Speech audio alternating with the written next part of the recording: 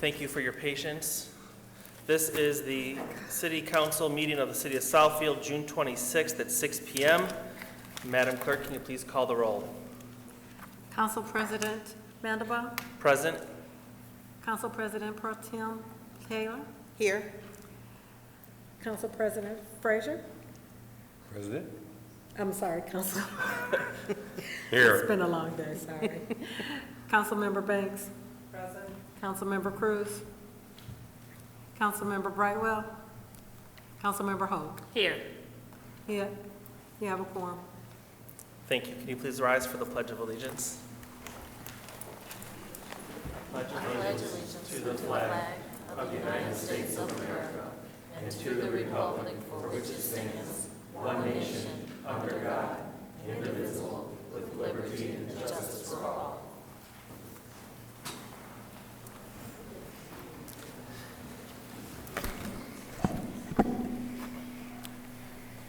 Before we begin our agenda, for those who have not heard, our longtime former mayor and council member Donald Fracassi passed away yesterday, and I'd like to ask for a moment of silence.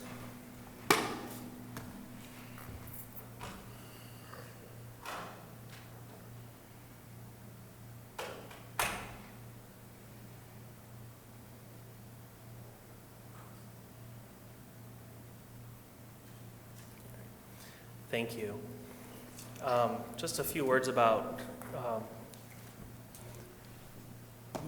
Mayor Fracassi, Councilman Fracassi, Mr. Southfield. He had a number of names. He was the longest serving elected official in Southfield. He is responsible for many of the businesses that moved here, for the development of the town center area. He was definitely one to speak his mind if he did not agree with actions of the council or if he saw something that he did not agree with. I know he and I have had many conversations about city policy, about different things within the city, but he always had the best interests of the residents, of the businesses, of the city in his heart. And it was, even once he was no longer on council, he would come to our meetings and he'd speak during communications and tell us how he thought it should be. And he always, till the end, he was always thinking about Southfield and its residents. So he will be missed. Any other? Councilman Frazier? Yes. I probably, other than Ms. Banks, have worked with Mr. Fracassi, Councilman Fracassi, Mayor Fracassi. Fracassi is longer than anyone. And when I first got on council, he was the mayor, and he was mayor for a lot of years. And as our president just said, that he speaks his mind. He always spoke his mind, and it was always that he was right. One time, when I was a councilman and he was mayor, we disagreed on something, and it was not at a meeting, but it was in a casual situation. And we were going at it. He was saying his side, and I was saying my side, and they didn't match. And finally he said, "Don't you ever talk to me like that again." And I said, "Don't you ever forget that I'm not one of your kids."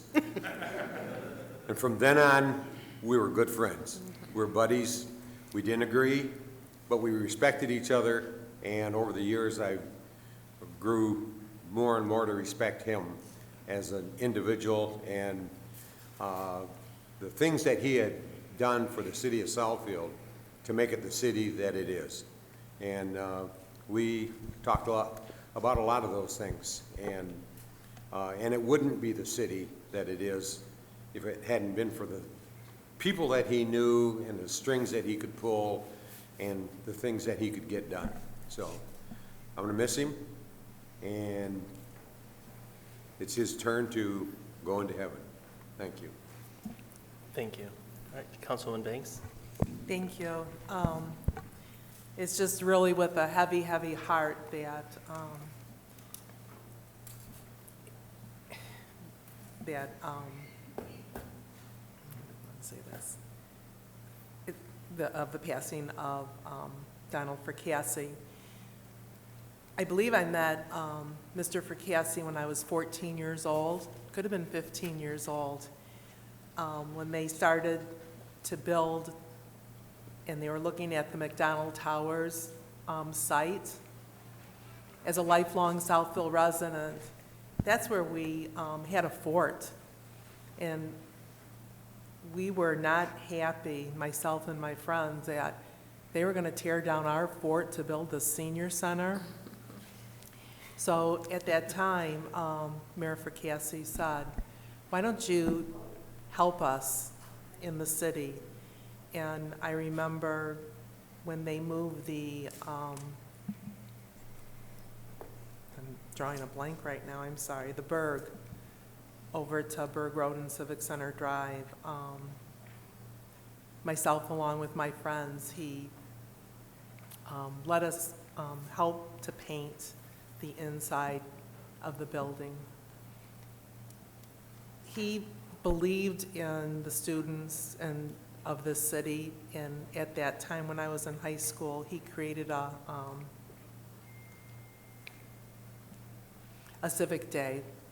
And I remember I ran for office at that time, and my parents couldn't understand, what are you doing? Why are you doing this?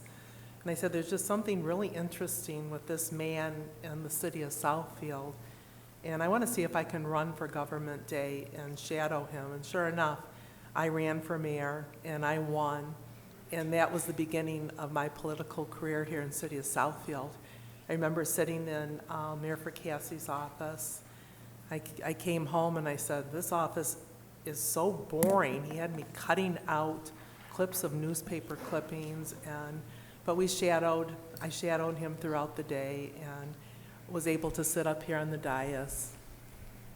And I believe that was my beginning of a long-time friendship with Donald Fracassi.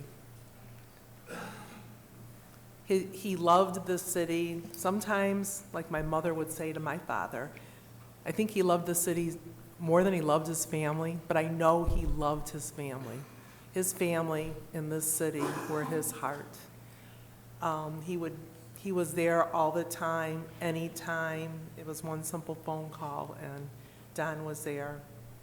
He cared about everyone, and he truly is going to be missed in Southfield. To his family, our condolences, and Don, you'll always have a special place in our hearts. Here in the city of Southfield, I will always remember your smile, and thank you for your service and your friendship. Thank you. Our city treasurer also wanted to say a few words.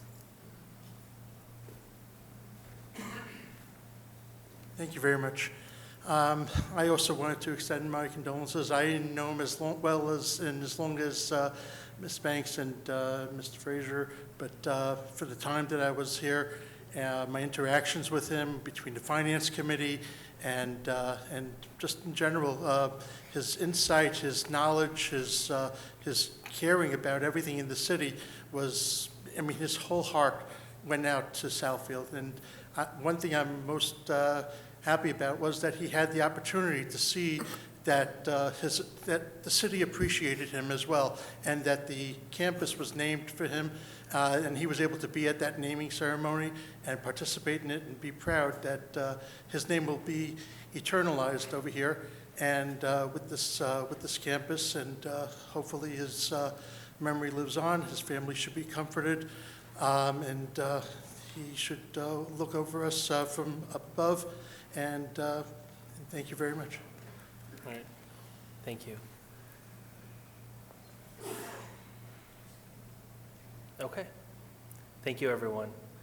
We'll now move on to appointments. And we have one appointment of David Grant, Code Enforcement Officer, as a city constable.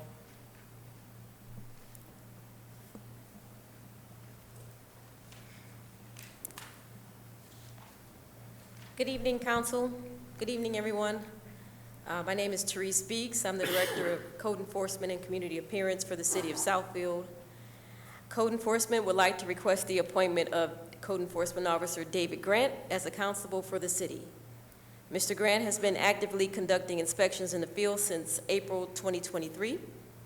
Mr. Grant is properly trained by the department's supervisor and director, receiving support and assistance from staff members. Funding for this position is available in the approved department budget.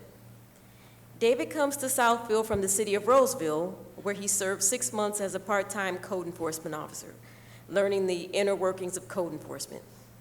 David's work history in the public sector, which includes the City of Detroit Health Department, nonprofits for the Rocket Family Fund, and the Michigan Volunteer Defense Force, has helped him to establish great communication skills with the community and community leaders.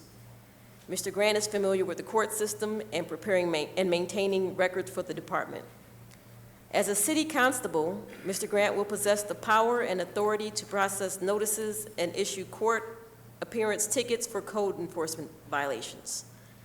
At this time, I am requesting that council appoint Code Enforcement Officer David Grant as a city constable. Mr. President, Yes. I move that we approve Mr. David Grant as the city constable. Support. It has been moved by Councilwoman Hoag, supported by Councilman Frazier, to appoint David Grant, who's a code enforcement officer, as a city constable. Any questions?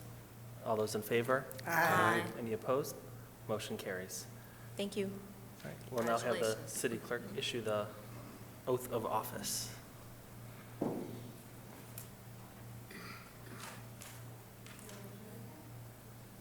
do solemnly swear or affirm that I will support the Constitution of the United States of America, the Constitution of the State of Michigan, and the city charter of the city of Southfield.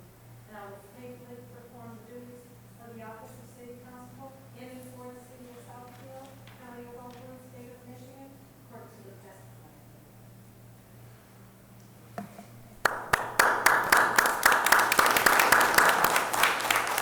Yeah. Mr. Grant, if you'd like, we'd like to congratulate you as well.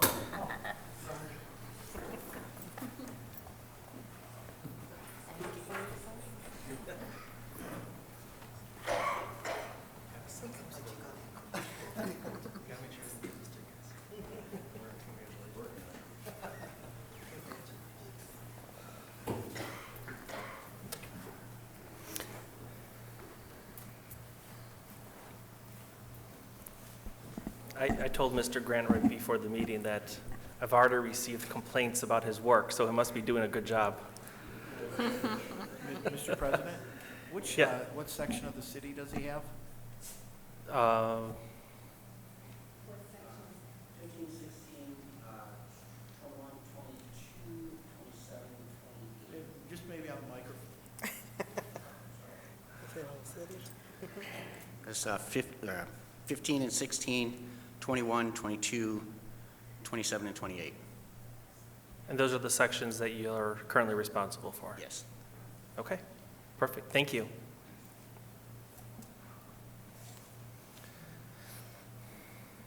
All right, next we're up to communications. The Southfield City Council has established the following rules of procedure for all speakers. No speaker may make personal or impertinent attacks upon any officer, employee, or city council member or other elected official that is unrelated to the manner in which the officer, employee, or city council member or other elected official performs his or her duties. No person shall use abusive or threatening language towards any individual when addressing the city council. Any person who violates this section shall be directed by the presiding officer to be orderly and silent. If a person addressing the council refuses to become silent when so directed, such person may be deemed by the presiding officer to have committed a breach of the peace by disrupting and impeding the orderly conduct of the public meeting of the city council, and may be ordered by the presiding officer to leave the meeting. If the person refuses to leave as directed, the presiding officer may direct any law enforcement officer who is present to escort the violator from the meeting. Each speaker will have 3 minutes. First speaker is Stacy Jackson.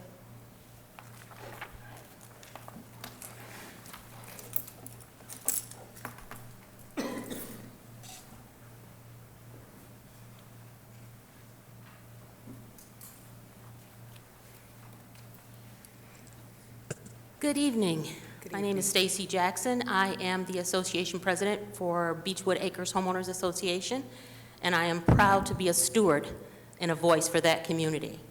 One of the first things that I also take pride in is being a person who works with my city government. What I'd like to remind you all is that your priority is to work for the people that you serve.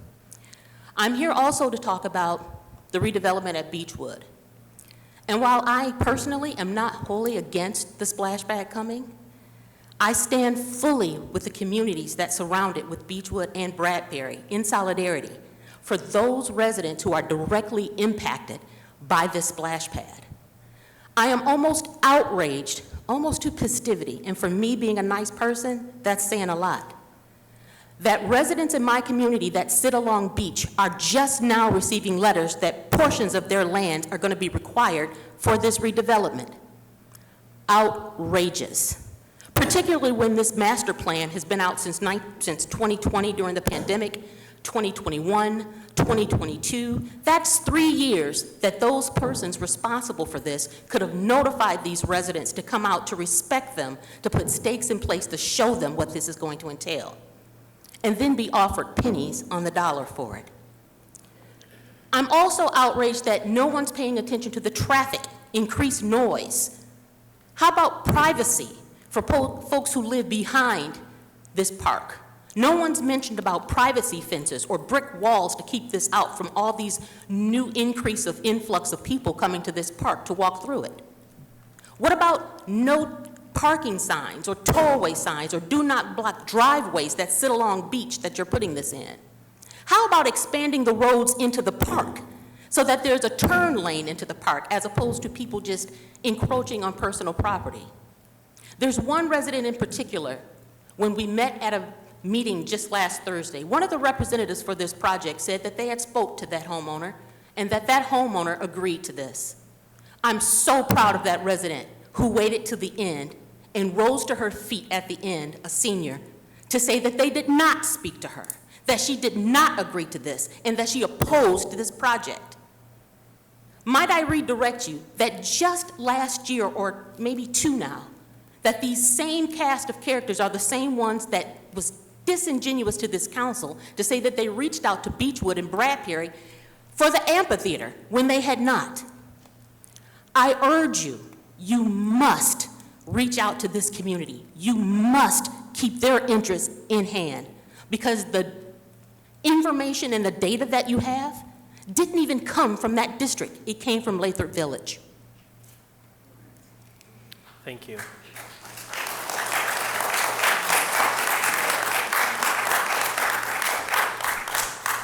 I'd like to remind everyone this is a business meeting. Please refrain from clapping. Next speaker is Keith Harris.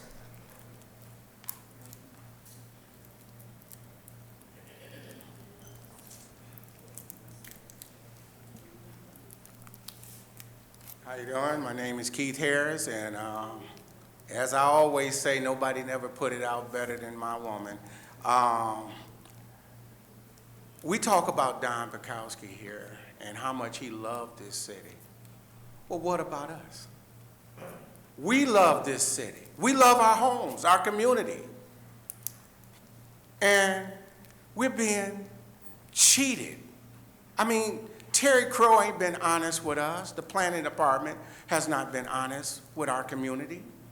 Under no circumstances, the developers has not been honest with us.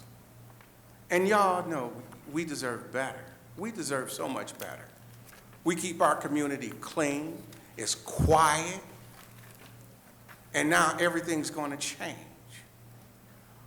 You know, I sit back and I look at how we elected each and every one of you. And Ms. Taylor, you're the only person I've ever met that have been late for your granddaughter's birthday party to come out and hear us speak. You have never let us down, and we're asking you to come out again and let us show you what they want from us.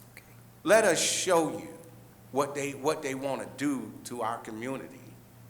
We deserve, like I said before, we deserve so much better. I've worked construction my whole life, and I've never, you say phase 1, this is phase 1. Well, what is 2, 3, and 4 going to be? We want to see the contract, and we have every right to see the contract that you created with the county. We got every right to see each phase before it even starts. Now, my advice, which I've said many times before, I say we got people making plans in our city that's not even residents of our city. I believe in firing people. I believe in, like I said before, I want to fire the city manager. I want to fire Terry Crow. I want to fire people for lying to us. We got to do better about being honest with our community. You talk about love, look behind you. That's love. That's love for this city, and that's love for our community. You got a fight on your hands if you don't show us love. You got to fight. Thank you. Next is Roger Goolsby.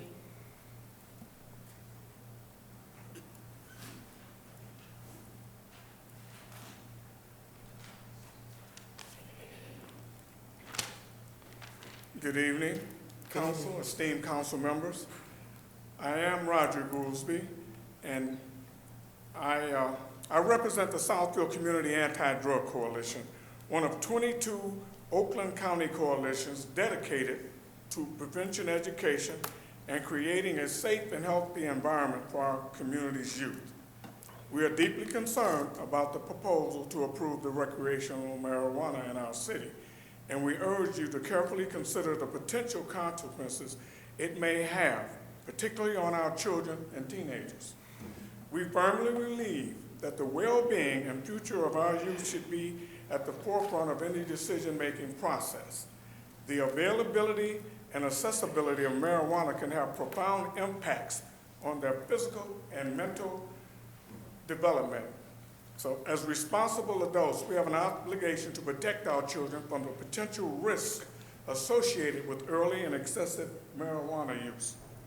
We think it's important that the companies who are profiting from the sale of marijuana in our community should be accountable to support prevention efforts that will help mitigate access and use of youth in our community.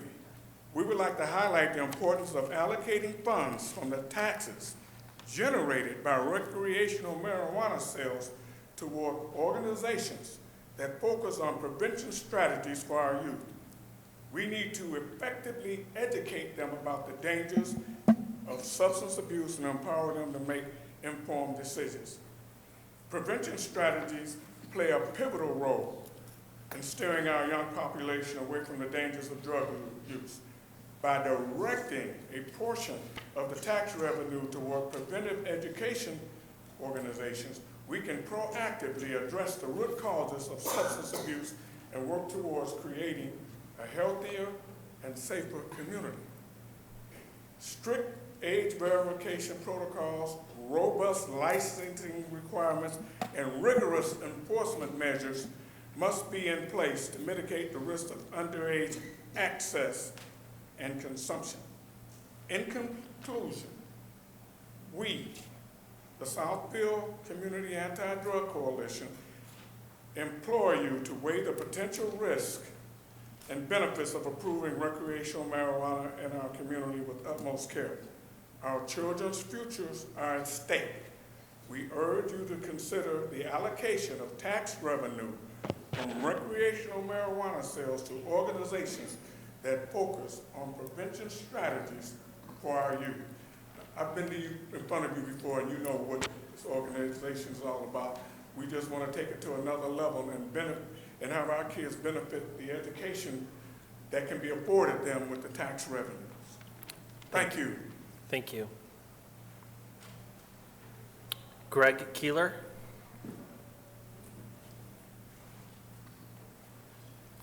Is Greg Keeler here?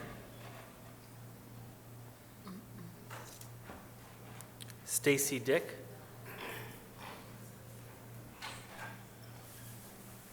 To the council. First of all, I want to say I have been a member and a citizen of the Maplewood subdivision for over 25 years. I elected you and I will continue to elect you, and I thank you for your service. But at this point, we need your help. There is plans to build the largest water park splash park in the state of Michigan at our Beechwood Park. That's smack dead in a residential area that has a one-lane road on Beach and a one-lane road on 9 Mile.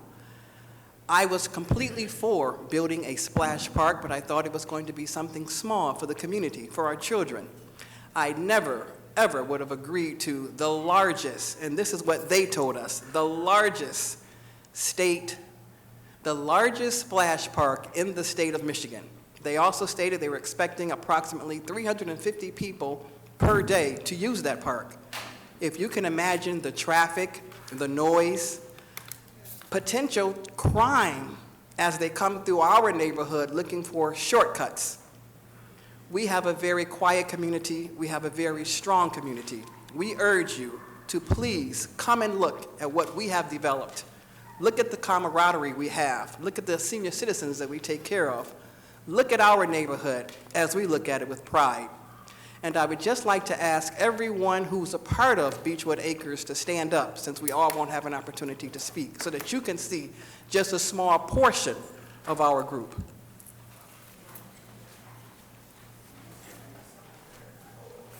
As Keith said, we will fight because this is important to us. We have invested our lives in our neighborhood. We've invested our lives in you. Please stand in solidarity with us and don't allow this small neighborhood to have the largest splash park in the state of Michigan. Thank you.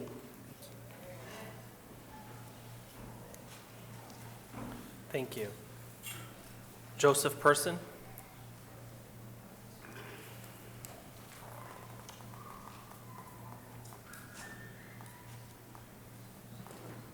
Good evening. Joseph Person. You know, I wasn't going to even speak, and I'm actually going to cut this short because I'm going to come back at a later time and talk about the problems that we have. But as a resident of the Edgewood Hills subdivision, we stand in solidarity with you. You have angered everybody in terms of not getting communications out to folks so they'll know. The organization that I represent, the Southfield Lathrop Village Democratic Club, we have Republicans that are charading as Democrats that want us to help to elect them, and it's not going to happen, at least not on my watch. And then you have the audacity to have a document here that says the Southfield City Council has established the following rules and procedures of speakers. I didn't do all I did in the military for freedom of speech. In the U.S. Constitution, the First Amendment is freedom of speech. And I just heard the president say when somebody clapped because the folks felt that what Miss Stacey Jackson had said was awesome, they clapped. And you said this is a business meeting. But yet when you had the constable down here who was appointed and everybody clapped with him, I didn't hear that. We can't pick and choose. We're either going to be a democracy or we're not. And to the young lady that just spoke, you said that you supported them and you voted for them in the past. We need to have a process that if they're not taking care of us, we don't vote them back in. All of these folks are up for election this year. Why are you playing with them? Let them know this is serious. When I heard that, I thought it was going to be a small splash, splash pad. I thought maybe 20, right for the neighborhood, right there for the kids. And then when I talked to the gentleman, he said, no, this is going to be the biggest one in the state of Michigan. So ladies and gentlemen, there's a park, I can't even remember, but it's about 85 or 90 miles from Detroit. They got a splash park that's huge. And if it's bigger than that, oh my God. You need to do right by the people of Southfield. It hasn't been done in a long time. And when I come back the next time, I'm going to show you the petitions for the people who were supposed to sign petitions and let the people of Southfield know that you have a lot of Republicans that are running as Democrats. This city is a Democratic city. We need to have Democrats run this city. Even though they say nonpartisan, I prefer a Democrat. Thank you. Lewis Williams.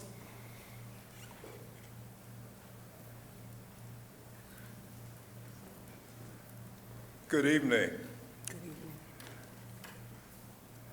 The agenda for the City Council meeting this evening, as we all are aware, shows that there will be public hearings to be held regarding allowing recreational marijuana businesses to open in our city. It is my concern that by allowing such businesses to open, that it would negatively impact our city. I'm especially concerned about our youth. I want our young people, as they're growing up, to focus on doing well in school and developing themselves as credible and determined and fully qualified individuals. I do not want them distracted or enticed to marijuana. And also there is a concern that this could negatively impact the city as a whole. We call ourselves the all-American city, the family city, and I accept that. That sounds good, and that's good. It's nice to be referred to that. It's nice for our city to be referred in that way, and that's a positive thing. We want to continue to be on a positive basis in all aspects, our young people and our city as a whole. So I'm again urging that we vote no on allowing recreational marijuana businesses in our city. You hear people say, where can I get some marijuana? I don't want them to say, just go over to Southfield, get all the marijuana you want. So again, I urge that you vote no on allowing recreational marijuana businesses in our fine city. Thank you. Thank you. Next is Randy Bahura.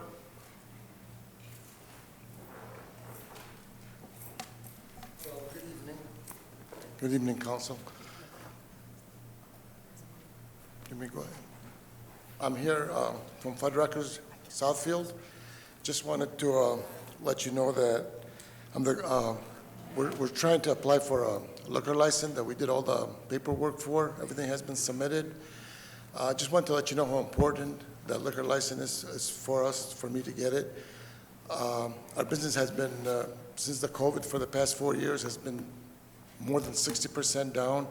We have, all the businesses in the area have been doing okay, but the problem is with me is people want something to drink, and we can't offer that to them because people want drinks. And we have lost more than 50% of our lunch business because most people are working from home. So with that being said, our labor has been high, our food cost is high, we just can't compete. Our rent is expensive. So I'm just begging and asking if you guys can take a look at it and see if you can get me approved for a liquor license. It's not going to be a sports bar. It's not going to be. It's just something for the community to come in, have a burger with a glass of wine or maybe a cocktail or something. Small bar. We already have 80 seats available, and we can maybe add another 10 or 15. We have outdoor seating that we already have. We can also add more seating if it's needed. So with your help, I would really appreciate that. I don't know what else to say, but I think that's about it, really.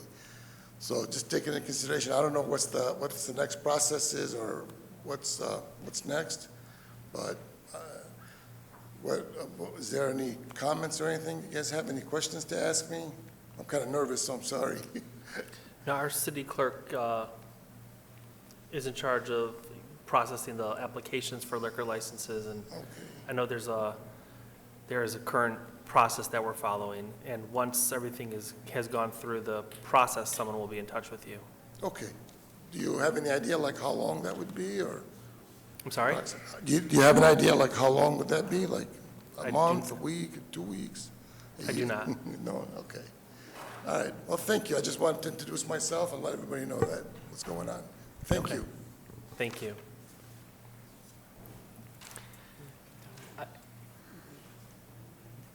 You want, I'm just curious, if he said I don't know when he applied for the license, but has it been a while? I don't know when he applied for the license off the top of my head, but I do know that there are several licenses pending, and we're applying all of them through the appropriate procedures, and I'm working with the legal department to determine what is best, what council design.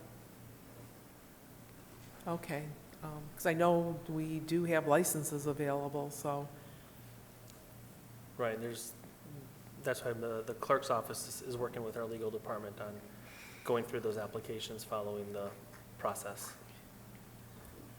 okay, well, maybe we can get an update as to the status of some of these and what's going on? It is our intent that at the legislative committee meeting, that there will be an update given, and I'm sure that will be shared with the entire council. Thank you.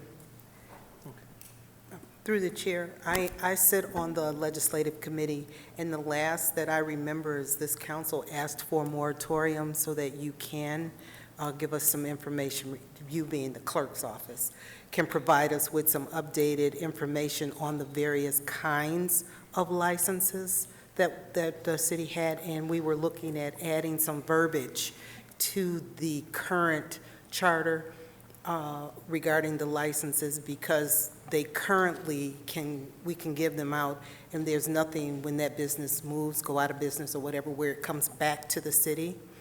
To my knowledge, that's what we were looking at, and our legal person is not here right now. She stepped away for a moment, but I believe that's what is supposed to be coming back. So we need to add that back on to move it up on legislative, so we can get back with you, and legal we can come to something, and then legislative should come back to council, because we are getting these requests. But I do believe that's part of what's going on, Nancy. I apologize. We didn't meet legislative did not meet last month, so we're behind. We're going Okay. to meet on Wednesday, though. Yes, we're meeting this Wednesday. Yes. But you said that you're looking for something to change in the charter? We were talking about some verbiage. There was, when a business is leaving the city or going out of business or whatever, that license, if the city provided it, it should come back to the city. And right now, it doesn't. One of the things that I'm sorry, through the chair. Can you turn your microphone on? One of the things that the legal department and the clerk's office is working on is, one, whether council as a whole, first through legislative recommendation, but also as a whole, wants to put a moratorium on issuing liquor license until council has come up with a definitive policy which they can use as a platform for whether or not liquor licenses will be granted, for council to receive some education from an outside attorney or an outside consultant who can provide you with education in terms of what is available and what things are feasible for council to do. And then, once council has had a chance to consider that information, then council can decide what their policy is going to be and issue the licenses that are available.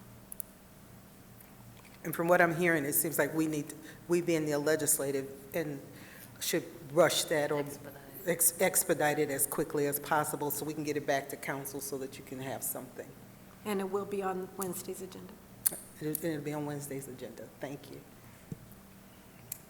Thank you. I apologize for this next name. Aliyah Sharadao.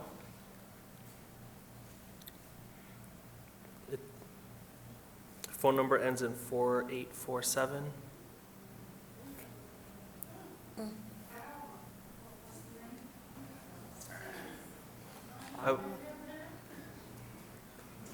I apologize. I'm sorry, Alma Shannon. Hi, Okay. good evening. My name is Alma Shannon. I'm at 21755 Beach Road. I am very, very, very unhappy because the road and everything and the splash pad is right in my direction. And they said when they showed it to us in 20, there will be a small splash pad, but now I think they say it's up to 39 feet high. That's huge. And all the noise that's gonna be going on, all the traffic, they're not gonna have enough room for parking. They're not gonna have enough, you know, you can't control the noise. When the people get to partying, it's noise. The kids get to hollering, it's noise. And if they say they hold between 300, 350, hour on, maybe 30 off, so that's not 300 a day, that's more. That's a lot of noise. And I moved over here in Southfield for peace. It's quiet, I enjoy it, and they're gonna interrupt everything for all of us. So I appreciate if y'all put in mind that we don't need it. I don't want it. I'd rather have the pool. So you have a place over here where they can put the pad. It's large enough. You're having more than enough room for the people to come in and out, but we don't. That's mean taking land, putting everything, barriers and stuff in the way. People gonna be parking all on your grass, all up in your driveway. I didn't have it to happen. So please, I appreciate your help. Okay. Thank you. Thank you. Next is Cheryl Wood.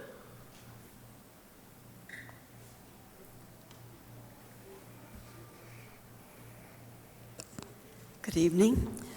I live at 9 in Beach. I've been a Southfield resident for 40-something years. My kids all played hockey in the area. They played baseball. They did all kinds of things. And it was a wonderful community.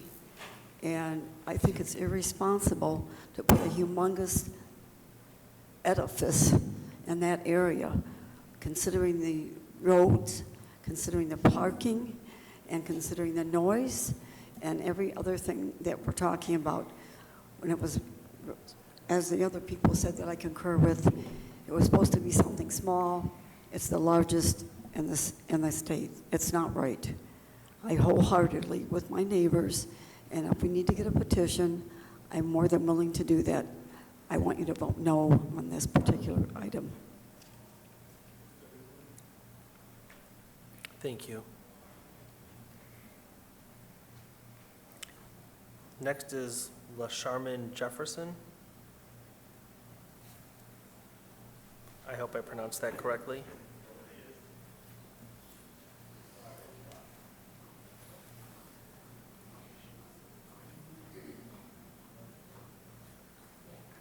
Greetings, council. Congratulations on saying my name right. I was very surprised about that. I am here, LaCharmaine Jefferson.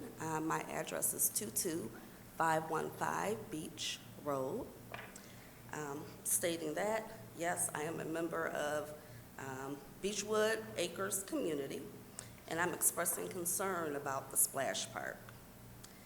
I live right on the corner of, well, not on the corner, but very close to 9 Mile and Beach Road, right across the street from the Recreation Center. Maybe a year or two ago when that development happened at the plaza on 9 Mile and Beach, I was kind of excited about that, like, oh, maybe I'll get a nail salon that I could walk to from my house. But instead, that area is just overpopulated. It seems like the businesses are just renting out space for parties that are happening every weekend. Traffic has increased considerably on my street to the point where some mornings and weekends, I can't even get out my driveway for a few minutes. And that did not used to be the case.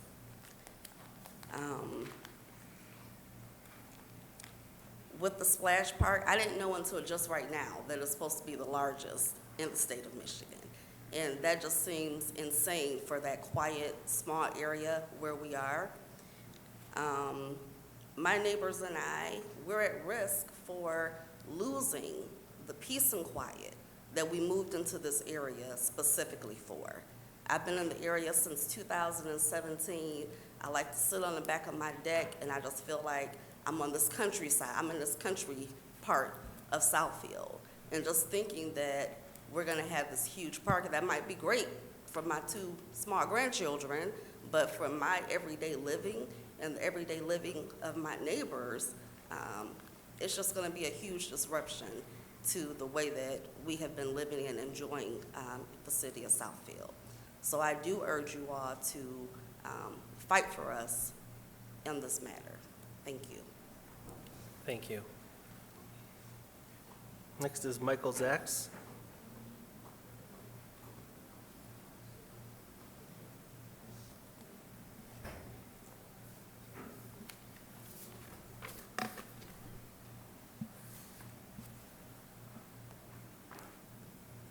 Good evening. Michael Zacks. My address is 20720 North Home Street in Southfield.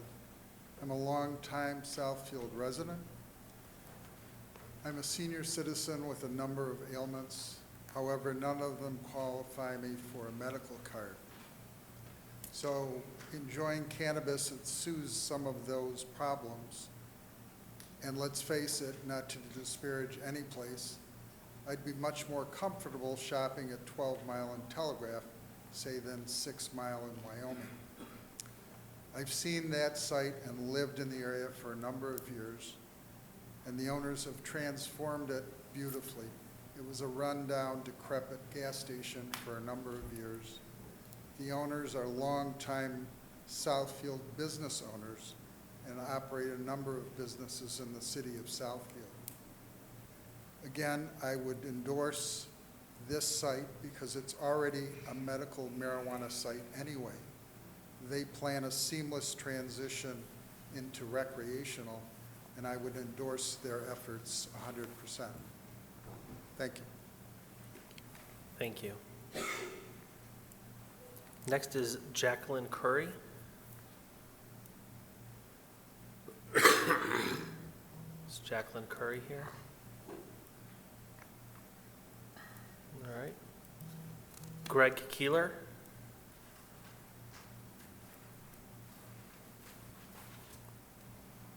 Okay.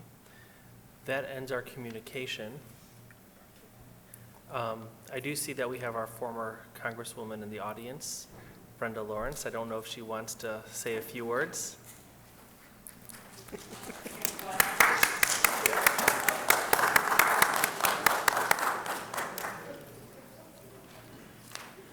If I may, I just want to say it feels so good being in this room where I spent years and years serving this community. I just want to say an encouraging word to all the elected officials and to the residents that are here. This city is an amazing city. The time and effort that has been placed into enforcing rules, changing rules as needed, investing in the growth and redevelopment has put Southfield as a city, and I can speak with credibility because having been involved on a national level, this is truly a great city.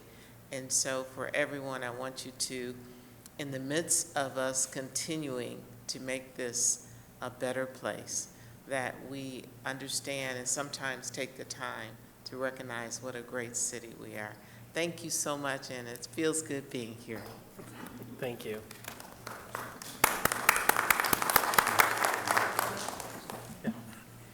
I would just like to ask the city administrator for a clarification, please. A comment was made, and I don't recall us discussing this, that property was going to be purchased for this splash pad, and I don't remember anything like that ever being said in any of our meetings, even when we went out there to tour. So can you please clarify, is that statement correct? Just for the splash pad project, there is no acquisition necessary. There may be some confusion, engineering as part of the beach bike path, the path from 9 Mile, I believe, to 8 Mile or Shiawassee, did send a communication out making an offer for an easement. And that easement is on top of an existing easement that already exists for storm sewer. So you have along Beach Road, so two separate projects. The splash pad is one project, no acquisition is necessary.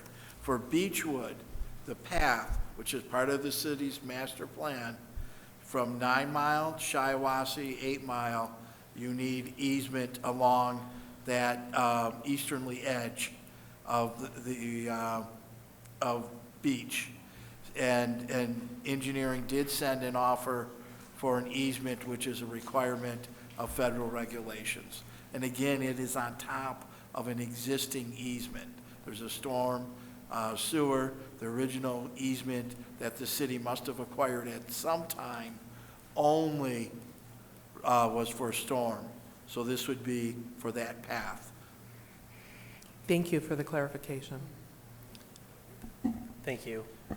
I know that our Parks and Rec Director, Terry Fields, was in the audience. I believe she's right outside the door.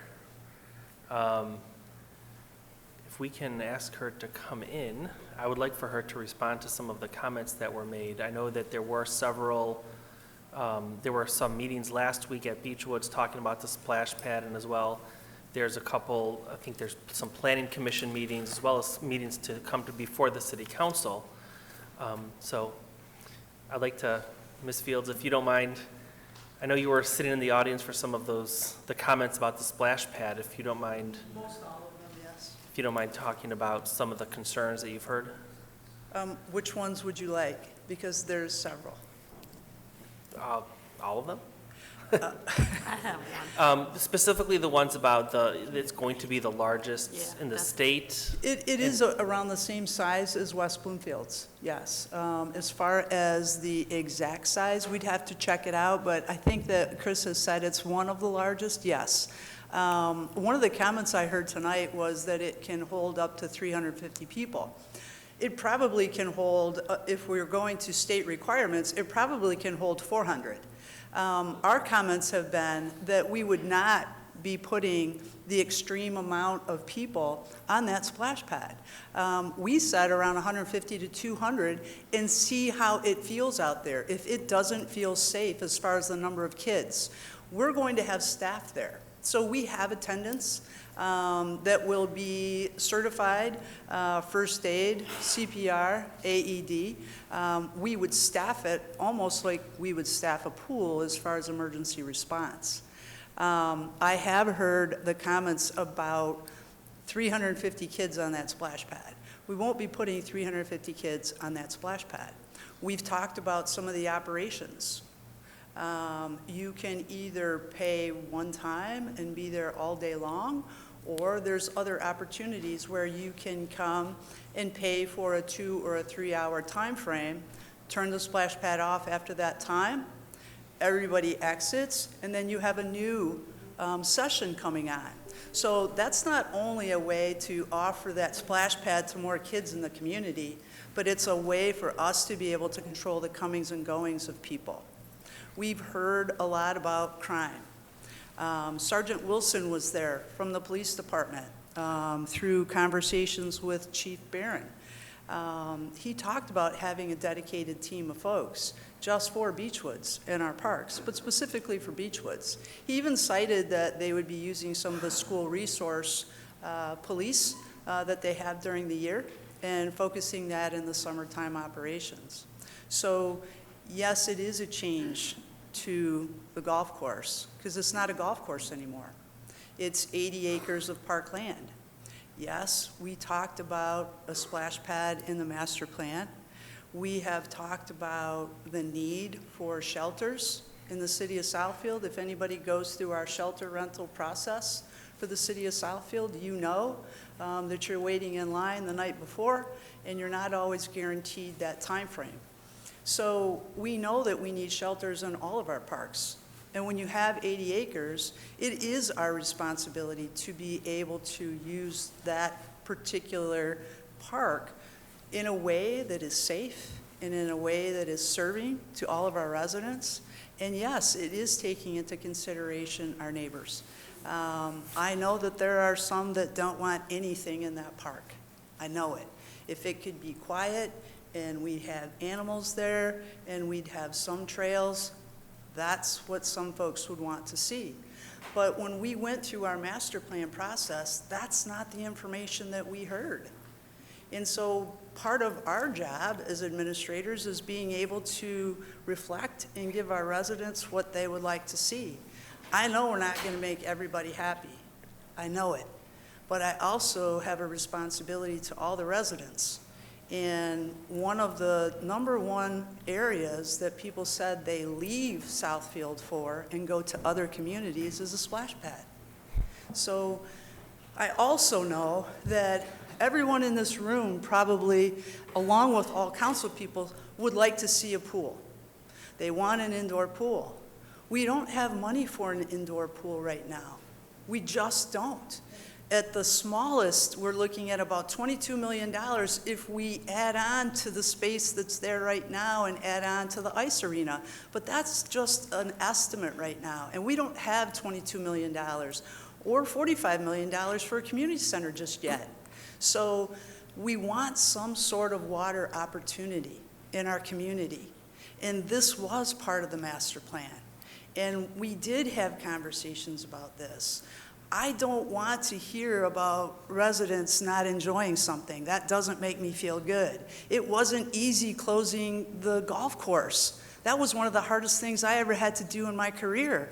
But we were losing $500,000 every year there. I had double the equipment, I had double the staff, and we had our maybe 4,000 people golfing at that golf course. So it is our responsibility to use that property, that park property, responsibly. If there are other ways or other items that people want to see happen there, if we can do it, we'll do it. But we want to work with our neighbors, but some of the neighbors just don't want it there. We can't put up brick walls in spots. We just can't do it. We have talked about having vegetation and plantings there so that we could manage some of the sound. I understand people are frustrated because they think there's going to be lines and lines and lines of traffic. And I even heard someone say that eventually that park is not going to be a City of Southfield park, it's going to be an Oakland County park. That's what one of the comments was in one of the community meetings. That's just not the case. This is a partnership between the City of Southfield and Oakland County Parks. And that also is what has allowed us to be able to develop that park a whole lot quicker than what we were able to do. We didn't have the money to do that, but with Oakland County coming to the table and sharing some of the costs for that development, it has allowed us to take steps quicker than what we would have been able to do. We are working out a lease agreement with them. And that lease agreement is simply taking the southern end of the park and allowing them to be able to develop trails, walking trails. It's us sharing a parking lot. So I do know that there are some frustrations out there. It is not our intent in Parks and Recreation to make people angry. It is every intent to be able to reflect what our community would like to see. We don't do everything perfectly. We have been open and we have communicated and we listen. We don't have those meetings these last two nights, Wednesday night and Thursday night, to put it out there that we met. We listened, and there were some very good suggestions made. Some of the parking signs, we took notes. It wasn't just an exercise in futility. It was us sitting down with folks and wanting to hear what they had to say, truly. So if there's an area that I haven't addressed, I certainly can answer any questions if I can answer them. I know that people have been calling, and I've been trying to return all the phone calls, some about the pools, some about the splash park right now, some about Miller and Sims. So we're getting back with people as soon as we can. But if there is something else that I can answer for you, I'd be happy to do it. All right, Councilwoman Hoag. I was just going to ask, you may not have this available, but there was a comment made that this being the largest splash pad in Michigan, how much did it differ from the 2020 design? Do you know how much bigger? Oh, boy, not that much bigger, but I can find out for you for sure. Okay, and then you got some chuckles when you said people are leaving the city for the splash pad. I don't think that's what she meant. People are No, leaving the city for to go water and visit. opportunities Yeah. because we don't offer it here. Yes. And I know we all have been hearing that on the city council. And again, it's trying to be able to make sure we do something that meets the residents for the entire city. I live in that neighborhood. I am your neighbor. And I don't have any children of that age, and I love my serenity and all that too. But this is a park.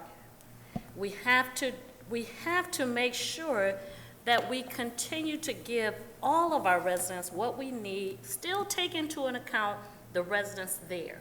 When we had the pool there, my thinking would have been, you're gonna hear less noise with this project versus a pool, which was right at the edge of the park. But you're talking smaller kids for part of the year, and I just ask my neighbors to have an open mind if you can, because it is a park. We don't wanna lose it. We have to do something with it. We've lost the golf. I wanted to keep that, but it's not what I want. It's what's best for the city, best for all residents involved. And we've already cleared up this, no home was gonna be at risk of being taken by the city. That just wasn't the case. But, I'm sorry, I didn't hear, but we have to communicate more with the neighbors, and I'm just asking us all, let's try to compromise as best as we can what's best for all of us and not just us that may live across the street. I live there too. And I hope I don't lose you as friends, as neighborly residents or anything. Sometimes we have to make the tough decisions. And I know for a fact that we're doing the best that we can here. That's all I have to say. Thank you. Councilman Frazier? Yes, I've heard the pros and cons tonight, and I've sat in one of these chairs around here for quite a long time, and everything that comes before us, there are people in the audience that say, hey, yay, great, we're going to have one. Then maybe just as many people saying, boo, boo, boo, we don't want it. But let's talk about Beechwoods. When we had a pool there, it was a good pool for a long time, but the water table in the ground cracked the pool, couldn't be fixed, was way too expensive to put another pool in there, so we had to take the pool out. When we made a decision at these tables to take the pool out, the people on the west side of the city came before us and said, wait a minute, my kid loved to swim in that pool. We don't have two cars. How are they going to get way over to the city center in order to swim in a swimming pool? They can't ride their bikes that far. They could ride it to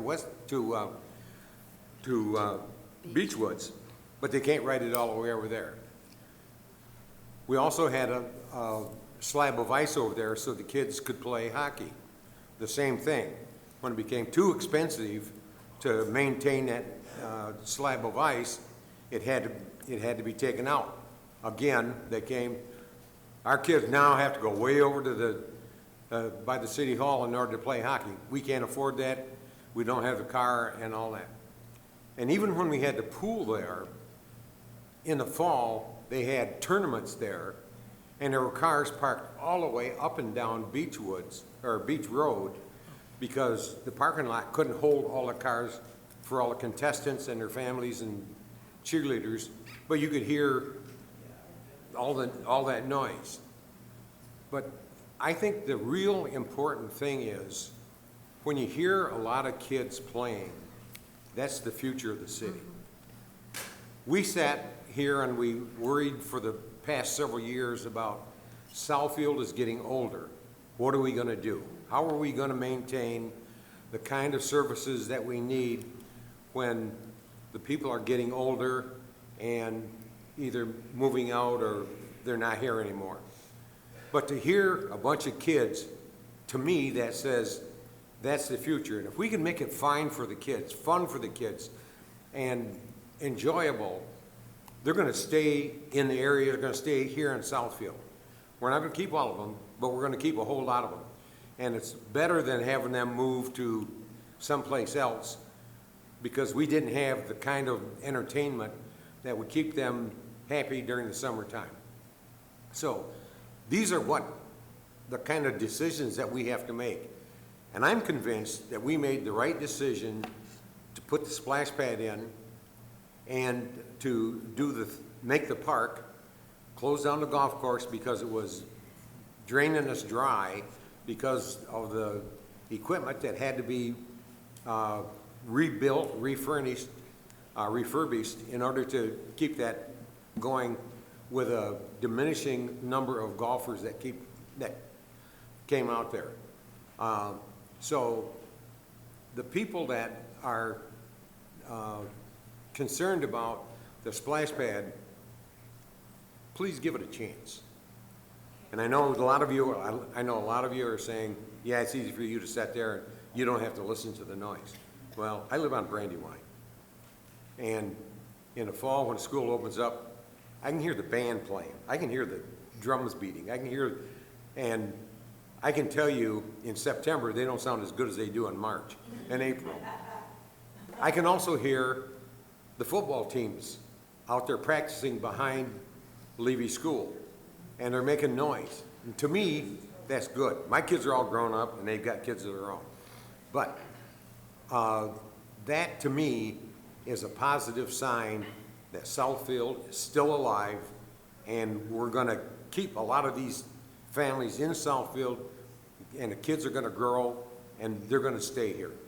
So that's the way I think about it, and that's how I cast my vote. Thank you. Thank you. Councilwoman Banks? I'd also like to clarify, I believe all of my colleagues are up here. We were, there is going to be an increase in the number of parking spots on that site, because we discussed that we did not want cars to be parked up and down Beechwoods. Can you confirm that there will be additional parking spaces there, please? Thank you. We've got approximately, I think it's 144, I don't have it in front of me, but 144 spaces.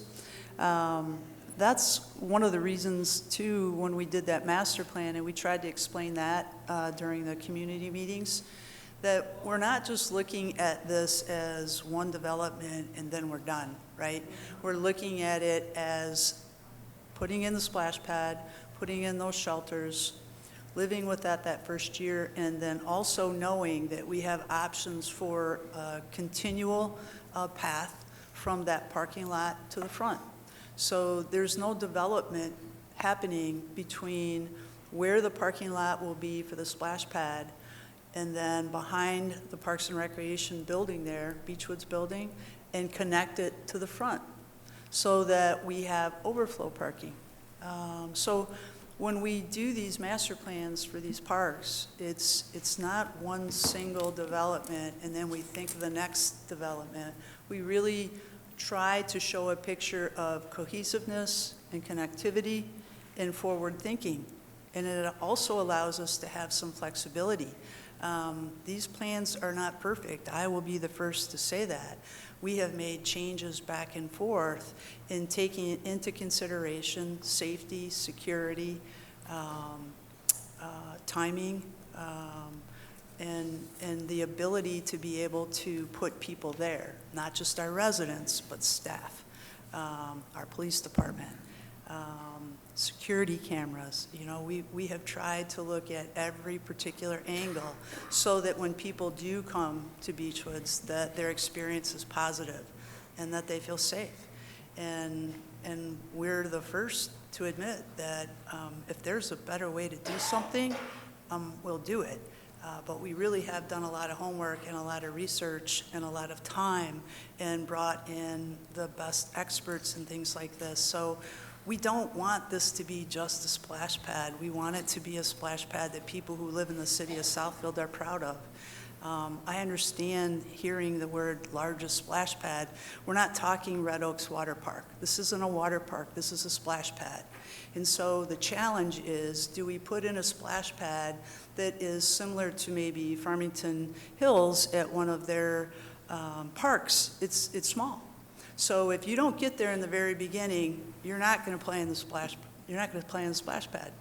So it really is a challenge of making it big enough so that we can be able to entertain a good number of kids, or make it very small so if you're the first one there, you get to use it. You can stay there all day long. You can be under one of the shelters, and nobody else uses it. So it is not just something to say that it's the largest. It's a significant size because we feel like Southfield deserves that. We have 75,000 people here, and we have camps that participate in our camps. We don't have a pool to share that with. So are our camps going to be able to come out to the splash pad? Absolutely. Are we going to be able to have intergenerational programs where grandparents and kids have a place that they can come and stay and spend time? Absolutely. So this definitely will be something that our target audience is our residents. Our target audience is families. And that's what the focus has been. So yes, a bigger parking lot, I'm sorry. No, thank you. So with the addition of 144 spaces, most cars have at least 2 people, Yes. if not more. So just timesing that by 2, that's 288. Yeah. So the increase of the parking will definitely accommodate the proposal. And I don't know if you can answer this question, and I apologize if I'm putting you on the spot. Oh, it's okay. But our pool at Beechwoods at one time was a very popular, busy pool. We used to have swim meets there, et cetera.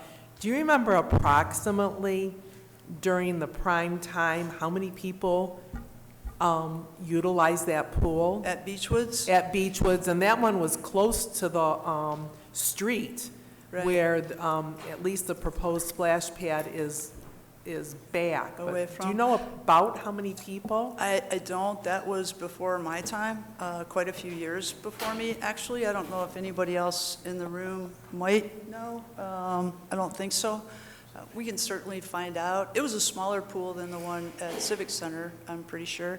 But I don't know the amount of people that it would hold. I can find out for you, though. It was, Apologize. it may have been smaller, but I know it was busy because we was used to busy. try to take our children there, and Yeah, it at was times, busy. there was just a lot of people there. Yep. And For sure. okay, thank you. For sure. You're welcome. Mayor Seiver? I think one of the things that we have to keep in mind is sports, like many other things in our society, they have trends. Things become popular, then not so popular. And golf is an example. We were, some years we were subsidizing 2 golf courses by the tune of $390,000 to operate 2 courses. It didn't make sense. And so consequently, we, due to the financial needs of restoring Beechwoods, it was decided to only have 1 course, and that course is profitable today. There is no golf subsidy. I would also congratulate the Parks and Rec Department on adding pickleball. This has become very popular. Again, things changed. I've been here 55 years, and we used to have a lot of people going ice skating. We don't anymore. So there was no need for 2 ice rinks. I have been to splash pads as an observer, not as a participant, but I have noticed the sheer joy that kids have, especially that bucket feature. You sit there and know you may get drenched, and you kind of anticipate it and try to duck in time and all of that. I mean, it just, kids love this stuff. And I think this is a great amenity for the city. I do want to ask one question, though. I have heard from a number of residents, and one of the questions that has come up is sanitation. So Director Fields, could you speak to the sanitation aspect? I know there's recycled water, and also just in general. Right. How are we keeping people safe? First of all, the splash pad is regulated and monitored by the state of Michigan and the health department because we have a recirculating system, which means we treat the water chemically and we use the same water. Our system is state-of-the-art. I know that there are other splash pads out there that have had issues. I'm not going to stand up here and lie and guarantee that we will never, ever have an issue with the splash pad. That just would not be realistic. I can tell you that that splash pad will be open and be safe. We will monitor it. We have to monitor it. We want to be able to do that. Using water and then dumping it out would not be efficient, not necessarily the safest. And so our research and the information that we gleaned from other folks that do this for a living really recommended the recirculating system, where we have an amount of water at the very beginning of the season, and we're able to treat that water. At the end of the year, we drain that out, we drain all the pipes out, and it's closed. And we're open from Memorial Day to Labor Day with that system. The flow of that system is important. The pressure of the water is important. And again, we went with a company called Vortex that is leading in the industry for splash pads. So we certainly have not settled for second or third. We're taking the lead on this, and we'll be maintaining it to the highest level. And it, like I said, it will be monitored by the state of Michigan and the health departments. Thank you. Thank you. Councilman Brightwell? Excuse me for getting here a little late, but I've been every meeting that we've attended, I tracked on this splash pad situation. So, Ms. Field, from your professional opinion, is the splash pad today the biggest alternative to a swimming pool? I mean, I know we can have both of them, but I'm just trying to figure, I don't know the state of the industry. When I was growing up, we just had a swimming pool. We didn't have nothing about a splash pad. Well, the splash pads are very popular in the industry. I don't know if it's the equal to a swimming pool. It certainly is different in what you can do with it. It's different with how you maintain it and how you guard it. I know that right now, if I had a swimming pool, one of the challenges that every community is having, including Oakland County, is staffing. So it's finding lifeguards. So I can tell you that with a splash pad, one of the largest benefits we do have is the fact that we don't have to have lifeguards for a splash pad. Now, there are other kinds of splash pads. Actually, there are, like, I think that, I'm trying to think of the name of the city that has right in front of City Hall. There's water features, but it's like fountains, right? It's water that comes up through the fountains. This splash pad, yes, it's a leader in our industry, Parks and Recreation, but you know, whether or not it's the next best thing to a pool, that would be a personal choice. But I can tell you it comes with its advantages. And for that matter, its disadvantages. One of the priorities that Parks and Recreation has, and me personally as a Parks and Recreation professional is the duty to teach our kids how to swim in our communities. And so without a pool right now, we are missing that. And we are looking at other opportunities, and I know folks don't want to go to other communities right now to do that, but right now, our best option is Oak Park. And right now, Oak Park, struggling with a very old pool, is waiting for some parts to come in. And as soon as that happens, then it's open for Oak Park and the city of Southfield. But yeah, splash pads are definitely something that is a water feature that sees no age boundaries, right? You can be a little kid or you can be an older adult and have as good a time there. We're making sure that we have amenities that allow people to feel comfortable and safe, right? If you're out in the sun, there's not a big shade structure over a pool necessarily. Well, there are shade structures at a splash pad. There are places to sit. There are places to put a towel down on the ground. We're having some areas where there's artificial turf so that if you don't want to sit on a bench and you want to bring your towel and sit there with your friends and come out there, you can do that. So there are advantages to a splash pad, but as far as whether or not it's the next best thing to a pool, you would decide that. Okay. And obviously, but I brought this up before, simply because one of our surrounding cities had a splash pad, and either was in the Free Press or the Southfield Sun. I think last year, or the year before last, they had to shut it down 2 times that particular season. And I asked this before, will our circulating system be similar to, I think it was Royal Oak, or do you know, will our system be similar, or is it 100% different? I don't know what their system is. I believe they had a recirculating system, and I know that this is a public meeting, and so I hesitate to say this, but I am going to guess that what I thought happened there was something about the water pressure and the flow of the water system.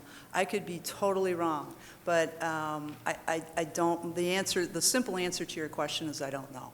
Okay. Well, it had something to do with the health of the water. The water was, it wasn't being cleaned, evidently, and whatever is the process. So, but anyway, but I can look that up on my own, but I just thought maybe it was something that was topical.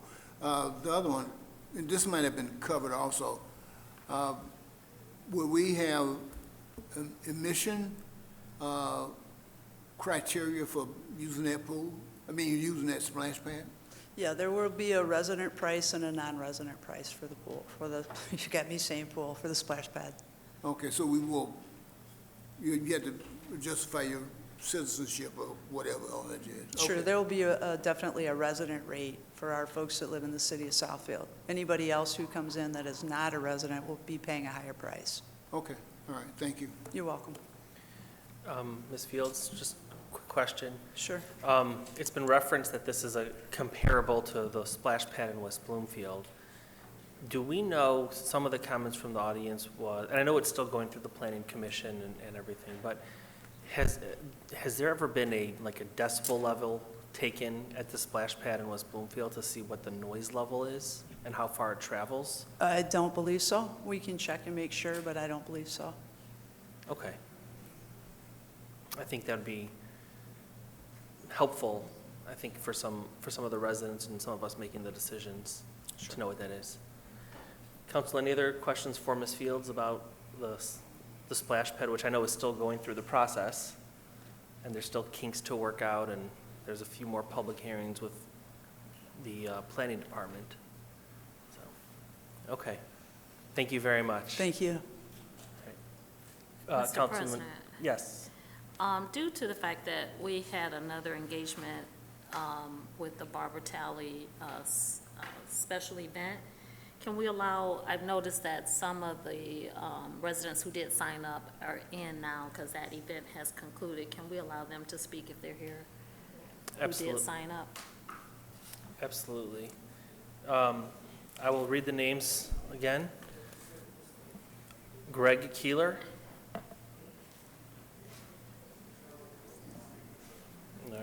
Jacqueline Curry.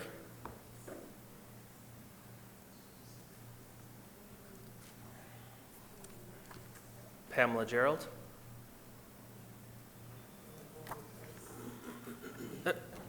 Are you Miss Curry? I'm sorry? No. Oh. Okay.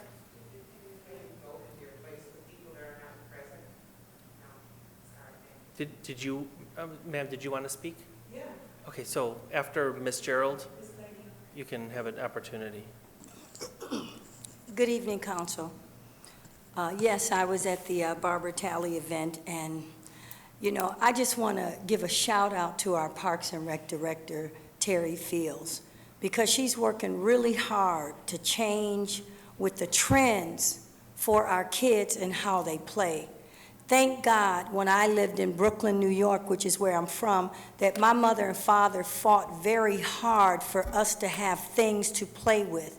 Now just think about, your kids might be grown and you might be an empty nester, but think about what our kids are dealing with. Suicide is the highest rate of death for our young kids. Then we have social media that's affecting these kids and how they play in school. Then we have pedophiles preying on our kids, meeting them on social media. Then there's the aspect of human trafficking in our community. Why are kids put in a situation where they have to grow up too soon? And they're growing up too soon because there's no place for them to play. Now, we've got parks here in Southfield, and the city has worked really hard to keep these parks up. If the kids want a splash pad, just think about when you did have kids, when you were not an empty nester, and the noise that your kids made, and now your grandkids. And I can tell you, I was a tomboy, I climbed trees, I jumped roofs, because that's how we played.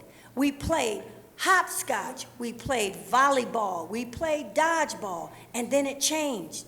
And then we went to roller skating, then we went to the park, and then that changed. You have to change with the trends of how kids play. And if you keep them entertained with activities, maybe they won't have to grow up so fast. Maybe they won't be prey to the pedophiles.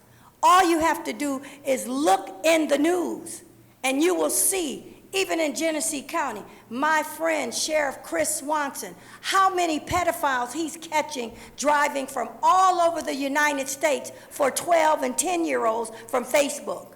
And thank God for what he's doing. You all should be happy and giving Terry Fields a shout out for trying to do the best thing with a very small budget. They have closed a lot of pools because they are expensive to maintain. Now, anybody that wants a pool, you have a right to have a fundraiser. You have a right to write a check. And if you think that you can afford to maintain a pool when the city can't, then do your thing. But allow this city and allow our Parks and Rec Director to try to do more with less and still do something for our kids. Thank you. Ma'am.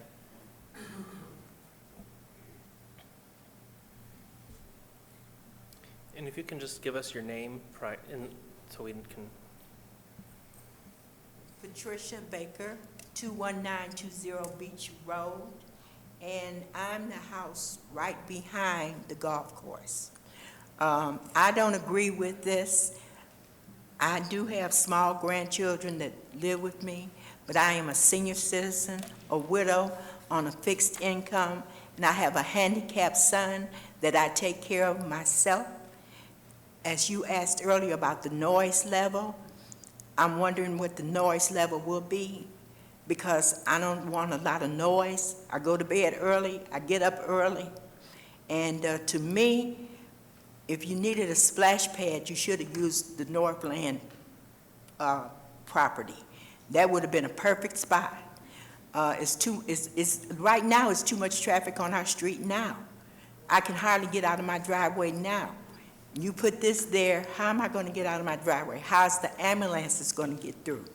Fire trucks going to get through? With all this extra traffic, you all didn't consider that. I can call an ambulance for my son and they're there in 3 minutes. You have this extra traffic, they might not be able to get there. And my thing is, I'm totally against it. That's all I have to say. Thank you. Is there anyone else in the audience that was not able to sign up in time for communications? Okay, come on.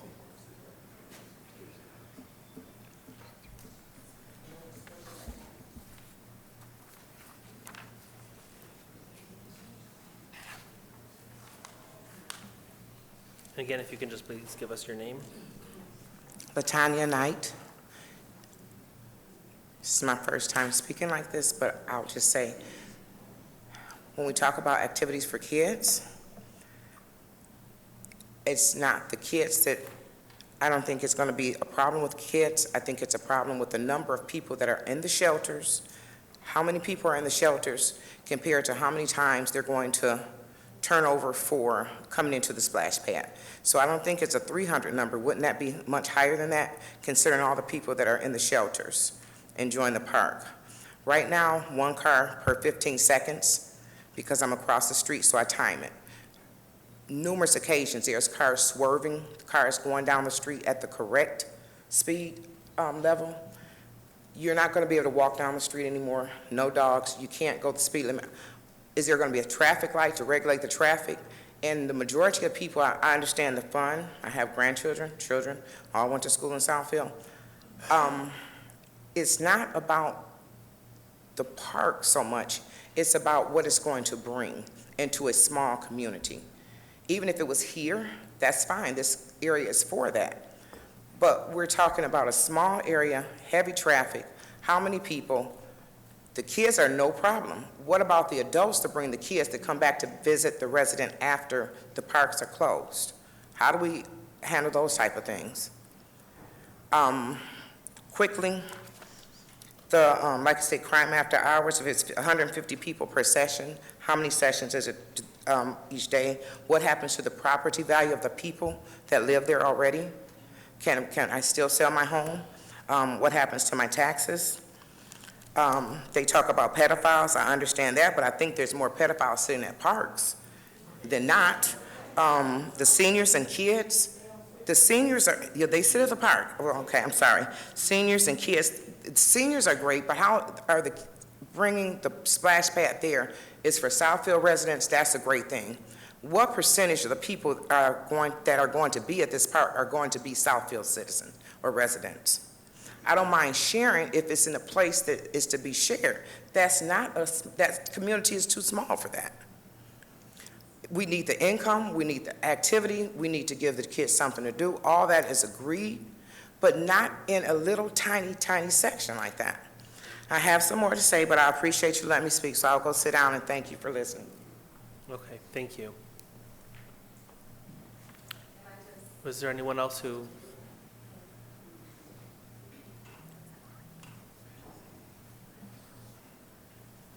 Yeah, thank you for allowing me to speak.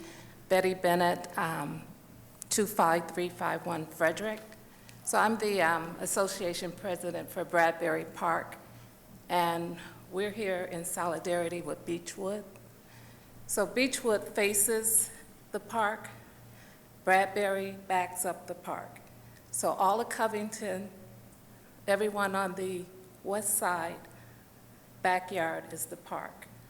So it's not so much that we're against a splash pad, it's the size and it's the location. There's so many other opportunities in the city where this could have been placed. It could have been here at Civic Center. It could have been at Northland with that development. But it's just not a good fit for the wooded area and the quiet, tranquil neighborhood that is going to be interrupting. But I just wanted to let you know that we're here as well. Thank you. Thank you. Is there anyone else who did not have a chance to sign up? Yep.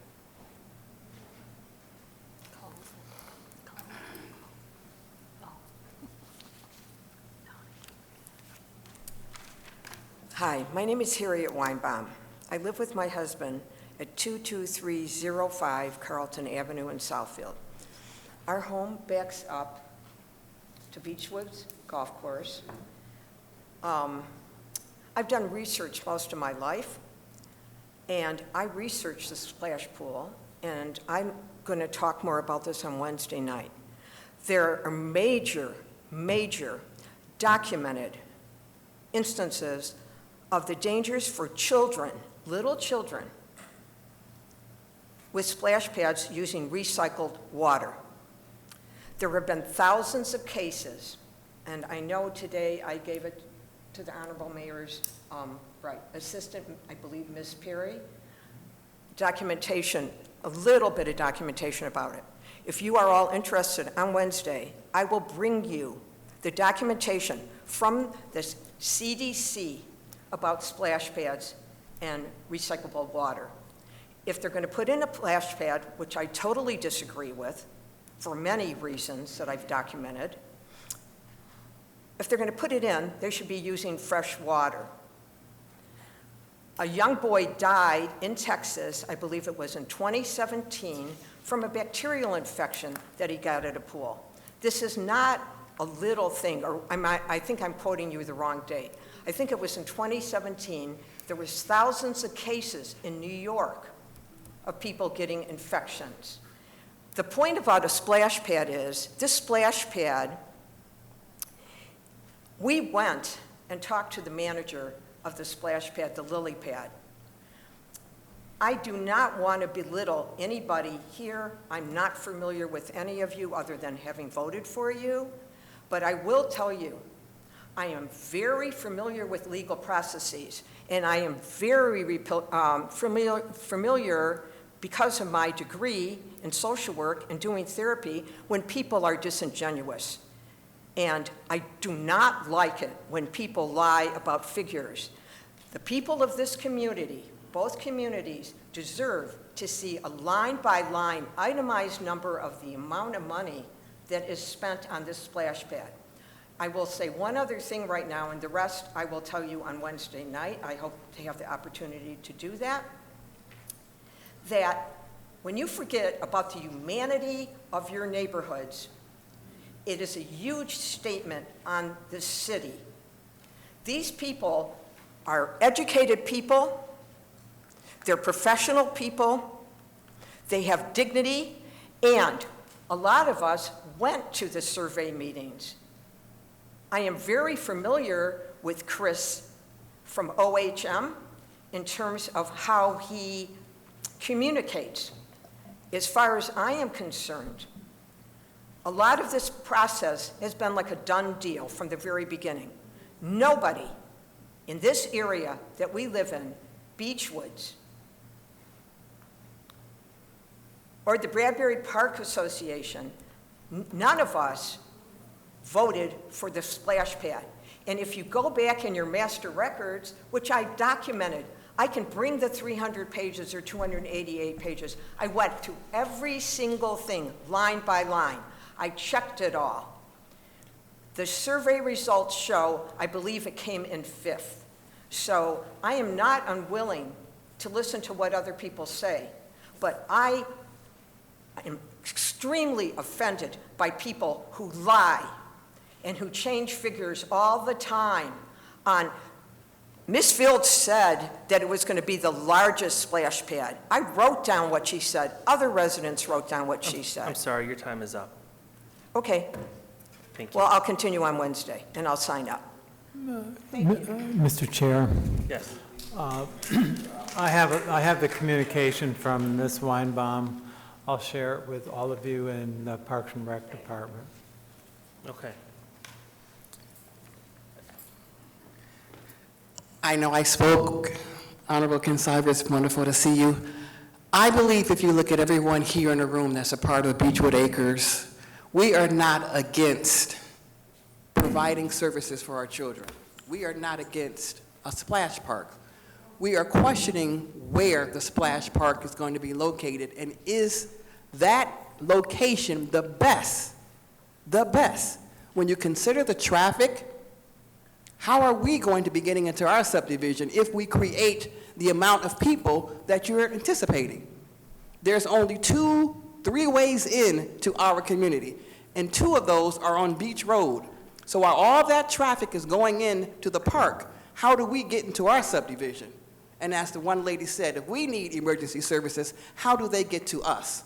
We simply ask, look at the locations that were considered, and please tell us why this is the best location out of all that you considered. Or did you not consider any other place besides this? Please, we are the community. We were at the meetings. We did vote.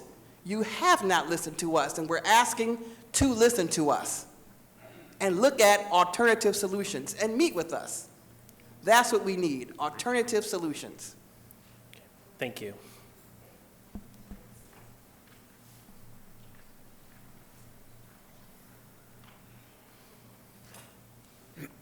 Good evening. My name is Joy Morgan. I'm at 22295 Maplewood Drive. I am concerned about the fact that this will have a conflict with the schools operating in this area. We have children that are right at Levy that will be bused in the mornings and even in the afternoons. And we have a problem already in terms of, like I said, the amount of spacing for our schools coming in and out, the traffic that's coming early morning and in the afternoon during arrival and dismissal. Will these hours be conflicting with the times that students are in school?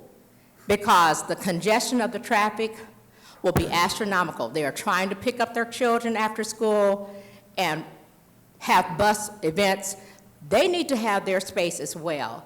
But I am a part of the community, and I know good and well that there will be more problems created as far as the ability to move about in our area that will be constricted by so many other people coming from the outside, pardon that as expression, but they're coming into the community to use the facility, and they don't have anything that they particularly care about other than their own entertainment at that time. Their children will be taken care of if they stay. That's the other part. If the parents are not being good stewards of their children that they're leaving there, it's not a babysitting service. I've seen splash parks where parents go away, they leave their children playing, no one's really watching. So if someone wants to come and take someone by the hand, I've had grandchildren that when I go out with them at these splash parks, you have to keep track of them 24/7. If you're there, you have to know what they're doing. These children can easily be coerced to go with someone else. Think about the safety of the children. Think about the school that is there. Think about the fact that our neighborhoods will be congested. People will move over into our parking areas, into our spaces, and there will be litter beyond words. Because when you have that many people coming into your area, they're going to drop litter just like they do anywhere else, and it'll look just like other places when it's gone down. That reduces our property value. Thank you. Thank you.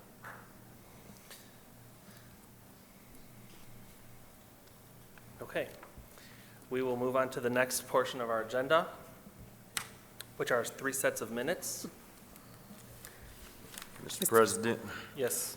I'd like to move approval of the regular meeting minutes of April 24th, 2023, the regular minutes of May 8th, 2023, and the regular minutes of May 22nd, 2023. Support. It has been moved by Councilman Cruz, supported by Councilwoman Taylor, to approve the regular meeting minutes of April 24th, May 8th, May 22nd. Any discussion? All those in favor? Aye. Any opposed? Motion carries. Next, we have 6 items on our consent agenda. Does anyone want any items pulled for further discussion? Okay, so we have item A, audit service contract extension and financial statement preparation. Item B, debt book subscription for the annual financial report and GASB compliance. Item C, authorization to purchase replacement vehicles for the Public Works Division. Item D, authorization to purchase replacement vehicles for the police. Item E, authorization to purchase vehicles for the Fire Code and Facilities Department. And item F, receipt of proposals for HVAC preventive maintenance and repair services for municipal buildings. Mr. Chair, Yes. I move the approval of consent agenda items A through F. Support. It has been moved by Councilwoman Taylor, supported by Councilwoman Hoag, to approve consent agenda items A through F as presented. Any discussion? All those in favor? Aye. Any opposed? Motion carries. Next, we move on to our public hearings and site plans of our agenda. The first is item A, special use request by Dreams Canna to establish adult use recreational marijuana provisioning center. Good evening. I'll be presenting special land use PSLU 23-0004, as well as PSP 23-007. Petitioners H&T Holdings, LLC. Address is 28930 Telegraph Road. It's located at the southeast corner of Telegraph and 12 Mile. Existing zoning is B3, general business. The special use request is to allow for adult use recreation retail sales. Site plan is for the same. Previously approved at this location was a medical marijuana provisioning center on April 27, 2020. This is a site aerial of existing conditions. These are some elevations of the building and current landscaping. As I stated, current zoning is B3. Future land use is commercial office use. This is our radius map where no residential schools, religious institutions, child care centers, or parks are located within 500 feet, and no other pawn shops or alternative financial services are located within 1,500 feet, therefore qualifying this specific site for the possibility of adult use retailing. Existing site and landscaping plan, elevations aren't changing, floor plan isn't changing. I'm going to ask the petitioner to come up and present the operations and some of the interior views before we go to public hearing comments, and then we'd be happy to answer any questions that the council may have after the public hearing. So if the petitioner would come up and talk about their operation and the differences between the medical marijuana use and the recreational use. And please give your name and address for the record. My name is Nadia Lutfi. The address of Dreams is 28930 Telegraph Road in Southfield, and this is my husband. Paul Lutfi, 28995 Telegraph Road, Southfield. So we've been open as a medical marijuana provisioning center since we opened last June, end of June 2022. When we initially got our site plan and special land use, the marijuana market, medical market was about 50% of all total sales in Michigan, and now, as of May 2023, it was just under 3% of all sales, which makes operating the business with just medical unsustainable. We have stayed open despite losing a lot of money as to keep our employees employed and to not have a vacant business in Southfield. With this approval, we'll add 10 to 15 new jobs, and we're going to prioritize Southfield residents as the top candidates for those positions.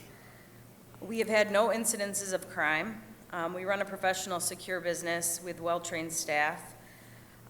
We do have a contracted security guard, and just to address some concerns, we do two ID checks for every customer that comes in, whether they look 80 or 18. Our security guard will check first, and then our receptionist has the same kind of ID scanner that our TSA security uses, so it's verified. So we're making sure we're not letting any children or even teenagers into the building. The industry has changed greatly, and medical cannabis is very hard to acquire because a lot of the vendors aren't producing it because it's only 3% of the market. So it's hard to get products now to sell to our customers or patients. We are happy to answer any questions. Education is our passion. We understand that there's like a stigma around marijuana and there's concerns. As you know from looking at the outside of our building, we don't publicly advertise marijuana. There's no marijuana leaves, there's no graffiti type advertising. We're not trying to cater to the youth, the teenagers at all. We actually have customers that come in and they're unsure of what our building is when they drive by, and I don't think that's a bad thing. So it's kind of, if you know, you know, and those are the people that we're catering to, the people that are looking for it as like a place to come buy it, like legally with safe tested products. I don't think we'll be able to stop people using marijuana, but providing a safe place for them to buy it with tested products is our main objective. Yeah, like Nadia says, it's, the customer base, it's more of a boutique thing. They shop other stores, they want to see what you have, and they're educated. You know, it's like a wine buyer that comes in, you know, knows different vintages and different strains. They know the strands, and it's more of a recreational use. Any So we're questions happy to about the layout? answer any questions. Well, after the public hearing, we'll have a chance to ask additional questions. Okay. Thank you. Mr. Crode? I have no further comment at this time. Okay, so I will now open the public hearing for PSLU 23-0004, the special use request by Dreams Canna to establish adult use recreational marijuana provisioning center. Each speaker will have 3 minutes. Please give your name and address for the record. Thank you, Mr. President. Pamela Gerald, P.O. Box 155, Southfield, Michigan, 48037-0155. For the residents that have watched me come before this council for public hearings, I still have the same phone number. It's 248-346-0439 if you need to reach me. I have known the Lefty family for my 40-year history in the city of Southfield. His father has been a business institution in the city of Southfield, in the same place, just remodeled and moved with the times. His father has helped a lot of people out when they fell on hard times, including myself. So I have had this friendship with the father and with the son for many years. When this place opened up, I took a tour of this place because I wasn't sure. They have taken every precaution possible. I expected to smell marijuana when I walked in. I don't know what they're doing, but it wasn't what I thought. It's very clean. It looks like a boutique. I mean, the showcases, the lights, they thought of everything. But when you go throughout the facility, you see the security precautions that they have taken. And to me, that says that a person is not in it for the money, but they're in it for the safety of what they're supposed to offer. And that's a safe environment with security, the ID checks. And as Nadia said, you're not going to stop it because kids know how to get things. What we're dealing with now is kids trying to get what they can't get. The fentanyl, the Oxycontin, those things are being given to our kids and they're dropping like dominoes. I'm hoping like hell that those things never become legal. I don't know of any cases, because I read and watch the news, of anybody that's died from smoking marijuana. They probably died from other comorbidities, other things that are wrong with them. So since we know that we can't stop it, if it's in a controlled environment, and the people are doing a great job not to advertise, because when you look at it, it almost looks like a toy store because it says Dreams. So I'm in favor of this special use request. They did a great job and it's a beautiful facility. Thank you.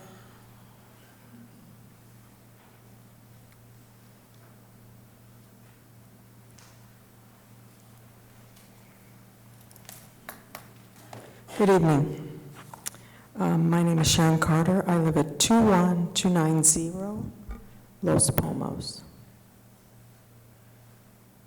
I am a 20-plus year resident of Southfield and a willing taxpayer for the betterment of the city. I want to go on the record that I do not consider a recreational marijuana facility to be part of a well-thought-out, thriving community. I do not believe that this will be a good influence in my community that I have chosen to live in and give support to. While there are many positive things that I see in the community, I am not behind there being any recreational marijuana shops in Southfield. As my representatives, I would appreciate each of you not supporting recreational marijuana in Southfield. Thank you.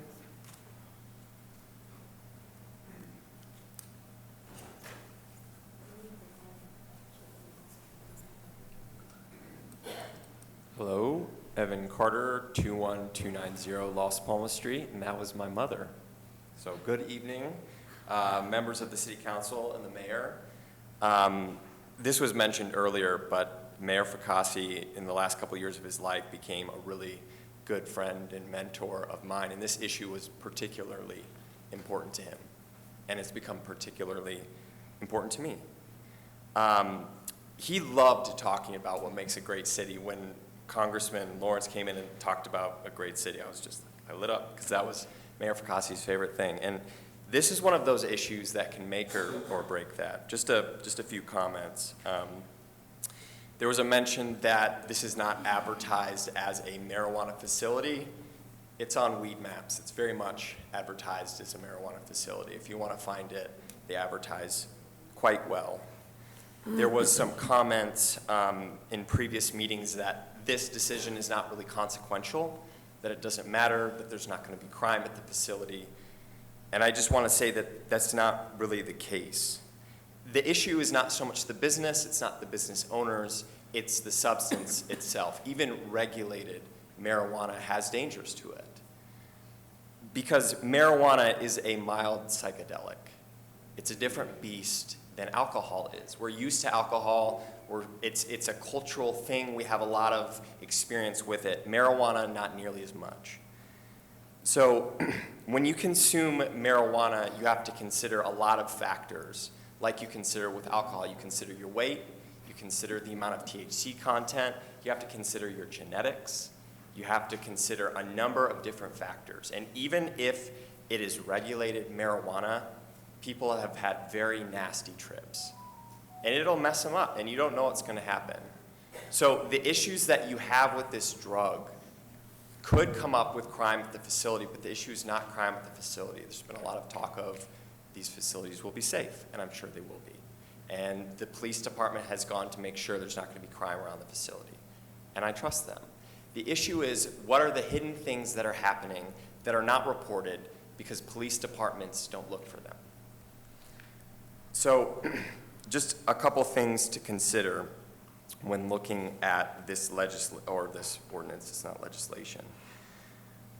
So the challenge of everybody saying it's coming here anyway, that is true, but by bringing in marijuana recreationally, you're making it cheaper illegally because you're saturating the market. So it's cheaper illegally and it's cheaper legally. So there's more of it, and this is making it cheaper.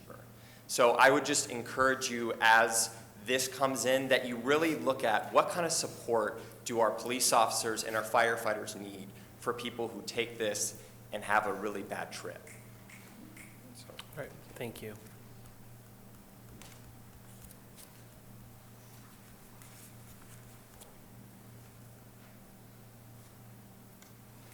Good evening. My name is Charlene Charles. I'm at 21905 Stahallen Road. I wasn't going to speak. Charlene Charles, 21905 Stahallen Road. I did not intend on speaking until the last speaker came up here, but I am not a marijuana user. There's very few people I know who use it, but I do not oppose recreational use. More so, or quicker, oppose the addition of alcohol facilities, liquor stores in my neighborhood. I did not know that the Dreams facility existed. I've seen the building, and I honestly thought they sold mattresses.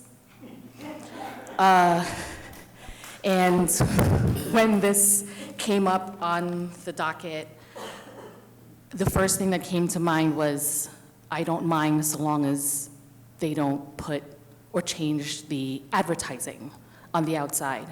Because visually, I am a new resident of Southfield and Michigan. And it's a stark difference when you drive through a neighborhood and you see multiple liquor stores or marijuana dispensaries. It sends a clear image of the sort of neighborhood you are entering. And the liquor stores and effect of alcohol on a human being is far greater than what I have seen from marijuana, especially growing up and seeing it affect people who's had to source it illegally.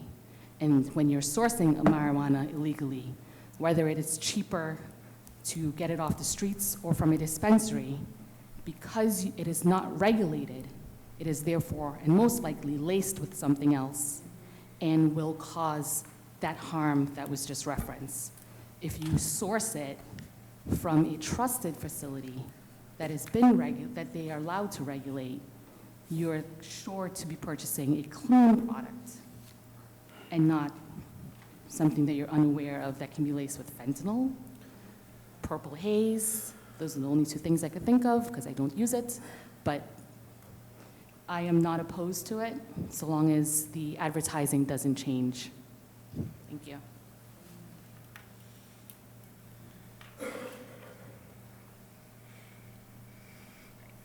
This is the public hearing for PSLU 23-0004, special use request by Dreams Canada to establish adult use recreational marijuana.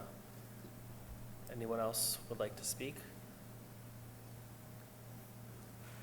Good evening. I've spoken before on behalf of this location. Can you I please think give it makes sense your for name a and couple address? of reasons. I'm sorry, Michael Zacks, 20720 North Home Street, Southfield, Michigan. Longtime Southfield resident. I've spoken before on this location. I think it makes perfect sense. Number one, it's already open. They're serving community currently with medical. They'd have a seamless change to offer recreational as well. I'm a senior citizen and I have a number of issues. I do not have a medical card, so I currently can't shop there. I think there are probably hundreds or thousands of Southfield residents, similar situation as mine, or perhaps just enjoy marijuana, should be able to shop in Southfield, shop at a high-end location, support the community and these operators who operate other businesses in Southfield very successfully. And it's obvious to anyone who's surveyed that site that it's a high-end location, very secure and staffed properly. I fully endorse their venture into the recreational arena. Thank you. Thank you. Any other speakers? All right, public hearing is now closed. Oh. All right, Ms. Lewis Williams, and I come again to urge that we not allow recreational marijuana businesses to open in our city. One of my real concerns is the negative impact that I think might affect the youth of our city. We want our young people to do well in school, enjoy their youth, and develop themselves as quality adults. We do not want them distracted or enticed, no matter what the advertising says. I think most or many of the youth will know of these marijuana recreational marijuana businesses and their location. Our youth are so valuable to us, and we should do all we can to make life better for them. Things that we can control, things that we dictate.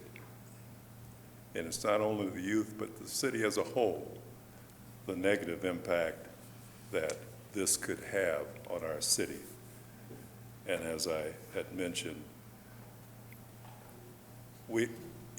I like the name, All-American City and Family City. There's value in that. There's substance in that. I don't want the negativity of being referred to as Marijuana City, possibly. Or if you want marijuana, just go over to Southfield. Get all the marijuana you want. I don't want that as a part of our legacy as a city. So I urge that we not allow recreational marijuana businesses to open in our fine city. And thank you. Thank you.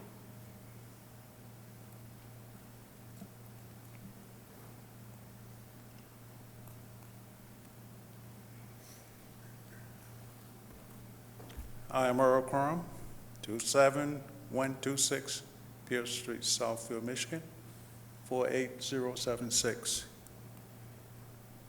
I am totally against the marijuana. I don't care if it's pleasant for recreation or medical. I think there are already establishments in Southfield. Is there a limitation on the amount of the number of establishments that can be doing business in Southfield? If we have some already, then we should not flood Southfield with marijuana establishment. I'm totally against it, and I hope you consider it. Thank you very much.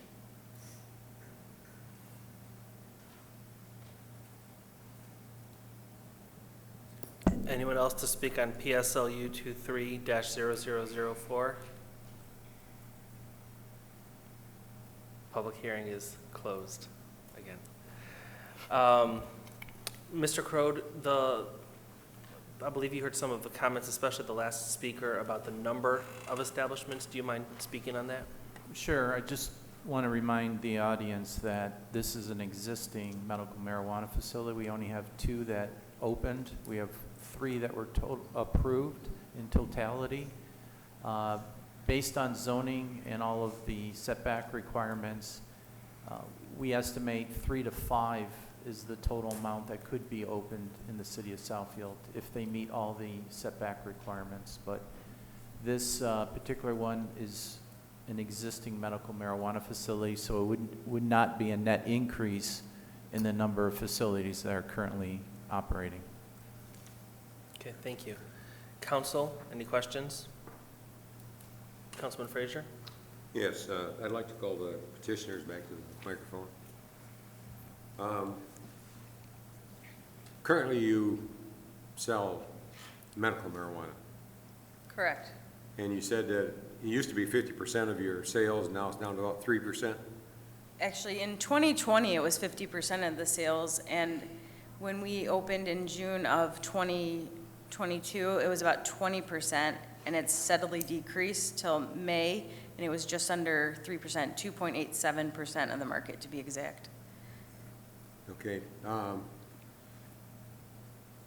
Assuming that we vote in the affirmative to allow recreational marijuana,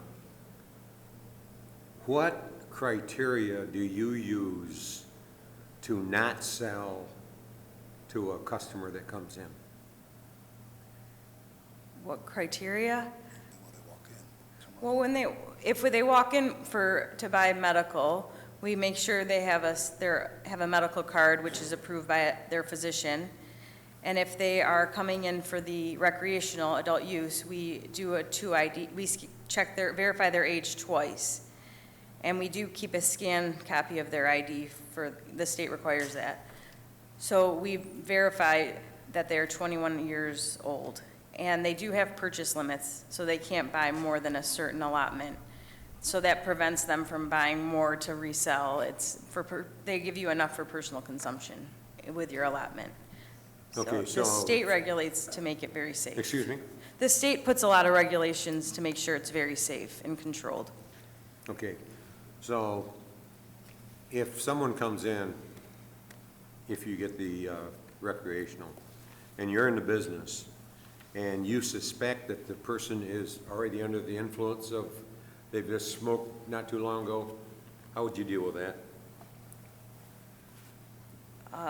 Well, we could turn them away and not sell to them if we think that they're under the influence or not in their right mind to be purchasing products. And our security guard would make note of that. Or if we have anyone that's acting hostile or any way or threatening or any way, our security guard will make sure they don't come into the building to begin with.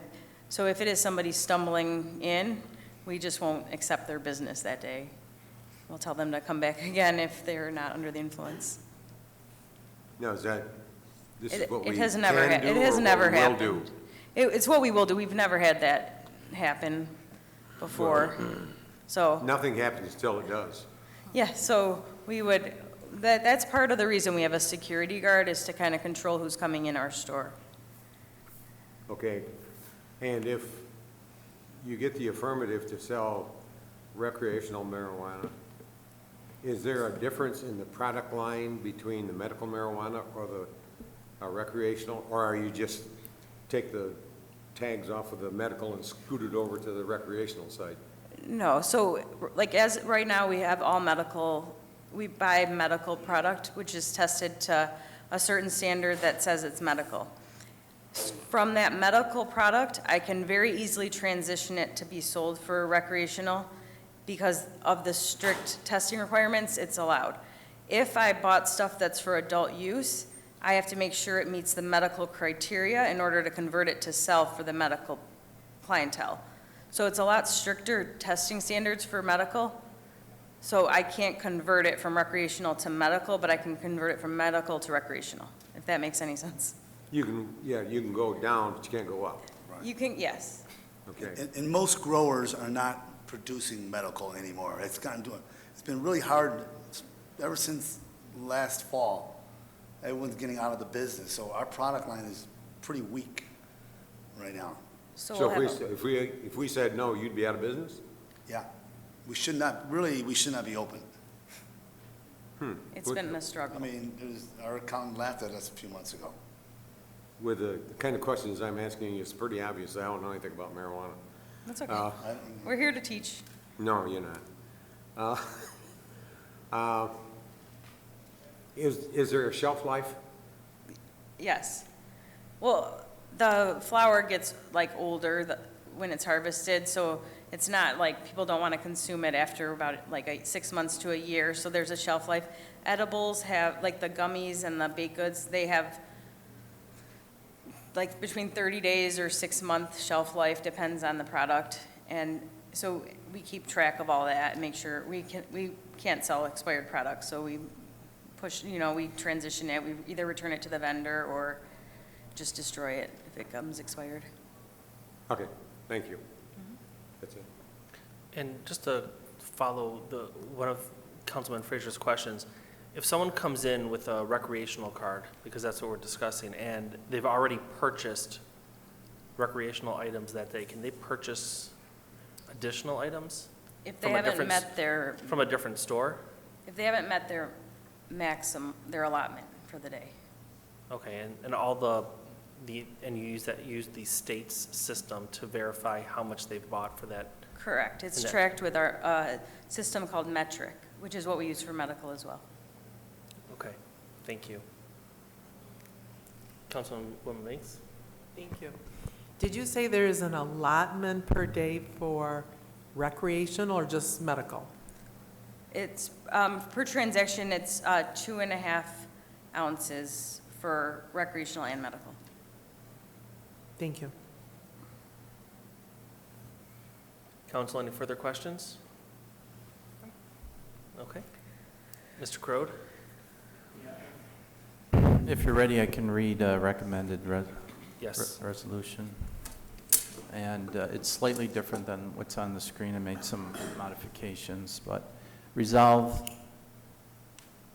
that PSLU 23-004, special use request by Dreams Canna on behalf of the owner, H&T Holdings LLC, be established to establish an adult use recreation marijuana provisioning center on property located at 28930 Telegraph Road, on the southeast corner of Telegraph Road and West 12 Mile in the city of Southfield, for the following reasons and conditions. Approval of PSP 23-007 by the City Council, subject to Article 4, Section 5.22-8, adult use marijuana facilities. Hours of operation are standard in the ordinance, but I'll read them out. Monday through Friday, 9 a.m. to 9 p.m., Saturday, 9 a.m. to 6 p.m., and Sunday, 10 a.m. to 6 p.m. Also, the facility shall be authorized to sell packaged adult use, recreation marijuana, and medical marijuana infused products by registered qualified. The location, size, intensity, and periods of operation are designed to eliminate any possible nuisance likely there to emanate from which might be adverse to occupants of any other nearby permitted uses. The proposed use is in accord with the spirit of the purpose of this chapter and is not inconsistent with or contrary to the objectives sought to be accomplished by this chapter and principles of sound planning. The proposed use is of such a character and the vehicle traffic generated will not have an adverse impact, effect, or be detrimental to surrounding land uses or adjacent thoroughfares. The petitioners to provide a wastewater control plan for the property. The petitioners to provide a security plan for the property. The proposed use is of such character and intensity and arranged on the size so as to eliminate any adverse effects resulting from noise, dust, dirt, glare, odor, and fumes. The use will not be adverse to the promotion of health, safety, and welfare of the community, and the proposed use is designed and operated as to provide security and safety to the employees and the general public. Council? Mr. Chair, I move that we approve the site plan request PSLU 23-0004 as presented. Support.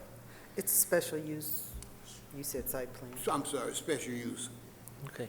It has been moved by Councilman Brightwell, supported by Councilwoman Hoag, to approve PSLU 23-0004 as presented here this evening. Any further questions? All those in favor? Aye. Any opposed? Opposed? Motion carries. Point of privilege for my no vote, please. Yes. I just want it known for the record that I have been consistent with my no vote for recreational marijuana. It has nothing to do with this location. It has nothing to do with the owners at this location. It is just my personal belief that I am not in favor of the sale of recreational marijuana in our community. Thank you. Councilman Frazier? If I would have a concern would be the location of the place. You can't put it on wheels and move it, because Telegraph and 12 Mile is the highest accident rate of probably any intersection in Michigan. And I would say if someone was leaving your place and they had an accident, the police came out and found marijuana in their car, they'd probably cause a problem. So that would be my biggest concern. But that's not your concern. That's it. Okay, thank you. All right, now we have PSP 3-0, probably PSP 23-0007, site plan review request of Dreams Canna. Yeah, just a correction, it is PSP 3-0007. The other one is for Loom. But I could just make this a short overview that there are no specific changes to the site. And if you don't have any further questions, I could read my recommended resolution. Council, are there any questions on the site plan request? All right. Resolved that PSP 3-0007, the site plan review request by Dreams Canna on behalf of the owner H&T Holdings LLC to establish an adult-use recreation marijuana provisioning center on property located at 28930 Telegraph Road on the southeast corner of Telegraph Road and West 12 Mile Road in the city of Southfield. Be approved for the following reasons and conditions. Approval of PSLU 23-0004 by the City Council. The final detailed landscape plan must be approved by the Planning Department prior to the project being reviewed by City Council, which it has. Exterior lighting will be shielded to prevent spillage and glare onto adjacent properties. A photometric lighting plan shall be submitted for review by the Planning Department. The petitioners to provide a sprinkler system for all landscape areas to encourage preservation of plant materials. Petitioners to implement the recommendations made by the Southfield Police Department's Crime Prevention Bureau regarding site security. Approval of this site plan and other building elevations represented herein does not constitute nor guarantee approval for signage. Separate approval and sign permits must be obtained from the building department for any proposed signs. And then meet with the Southfield Police Department's security measures checklist for adult use recreation marijuana facilities. Hey, Mr. Code, you said that it is PSP 3? Yes.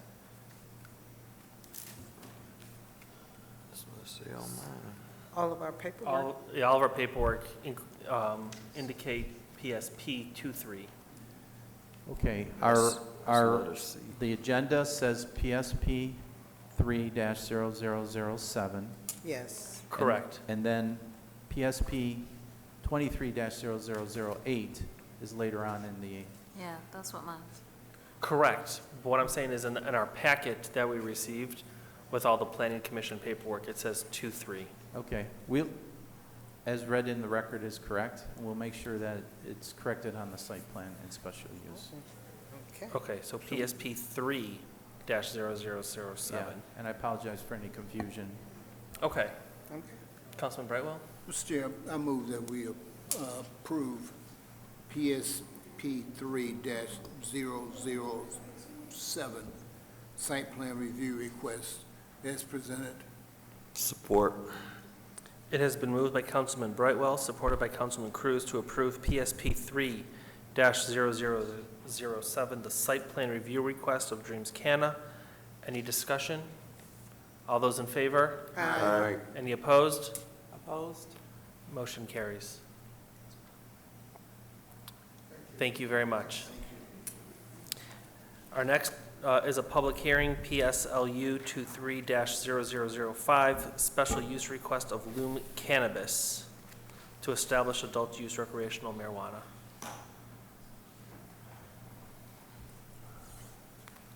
Thank you. Again, this is PSLU 23-0005, as well as PSP 23-0008.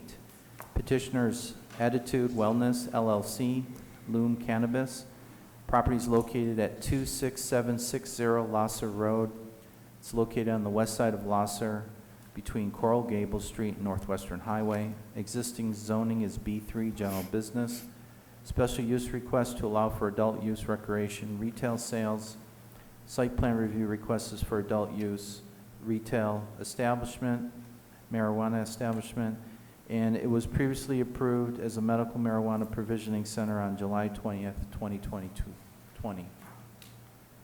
Again, this is an existing facility. It has been closed for several months due to the market conditions for medical marijuana. The current zoning is RC Regional Center, and the future land use is for community facilities. Again, we reviewed the buffer requirements, and it meets all the buffer requirements. This is the existing landscape plan. Existing elevations, nothing's changing on the exterior of the building or on the site. And then the floor plan, now the petitioner can talk about, they have different registers for medical versus adult use, but the floor plan is essentially staying the same. And then I do have pictures of the interior. I'd like to ask the petitioner to come up and talk a little bit about your business and the differences between medical marijuana and adult use. And then after the public hearing, I'd be happy to answer any questions that council may have. Thank you very much. I'm Michael Daldell. Our address is 2760 Lasher Road. That's not me making that noise. Just want to point that out. Hey, can you just give your name and address again? Michael Daldell, 2760 Lasser Road. Last year, we made a significant investment to remodel and improve our location. Unfortunately, there was no way that we could have anticipated the drop in the market for medical cannabis. However, despite closing the store, we maintained the building to look as good as new. In fact, customers knock on the door every day asking us if we're open because the building looks like it's new. We're really excited for this opportunity. We have approximately 20 employees ready to start working as soon as we are approved. Inspector Weingartz was on site today. Fire inspection was approved. Building Department Chuck Woodward told us the building was approved and was submitted on Friday. We have our CRA and BFS approval, and it's our understanding that everything has been submitted. We're excited to start to get our team back to work and service this community, and I'm really excited for both businesses. I hope I can answer any questions the council has, and I'd just like to thank you all very much for your time. Okay, thank you. You can have a seat. We'll open our public hearing, and then we can address any questions. I'll now open the public hearing for PSLU 23-0005, special use request of Loom Cannabis to establish adult use recreational marijuana provisioning center. Each speaker will have 3 minutes. Please give your name and address for the record.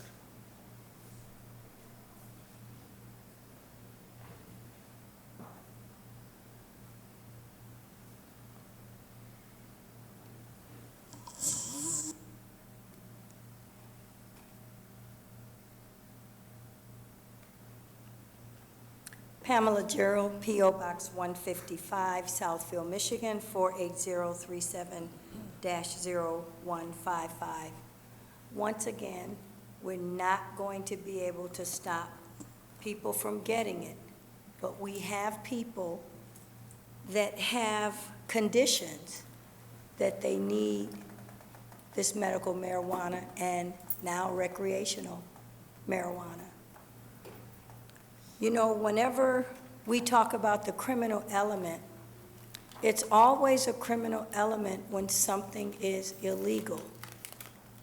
If you want to stop the illegal business and trade of marijuana, you approve it for recreational use. So if you can go to a controlled environment to get it, if that's what you want to do, why do you have to meet with the guy in the parking lot of the grocery store or around the corner from the bank after they go to the ATM? Times are changing, and it's nothing that we can do. But what I don't want to see, I don't want to see these kids ordering fentanyl and OxyContin and getting it delivered FedEx and UPS. All you have to do is watch the news. Our kids are dropping like dominoes, and they're ordering these synthetic drugs. I'm trying to figure out if anyone can say that someone died from medical marijuana and now this marijuana that is controlled and regulated by the state.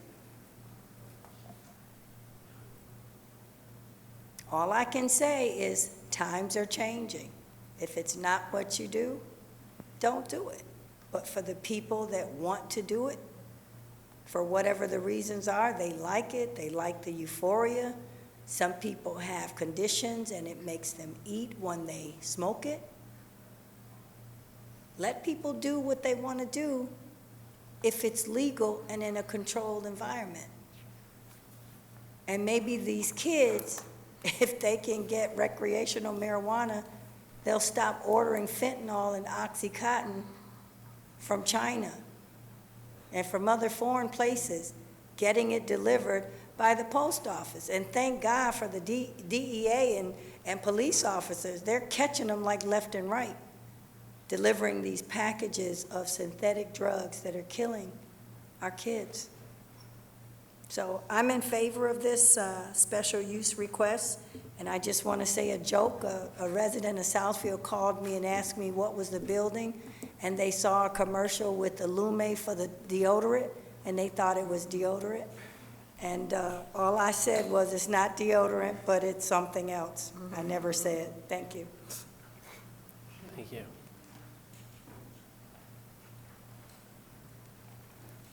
Hello again, Charlene Charles, 21905 Stahalin.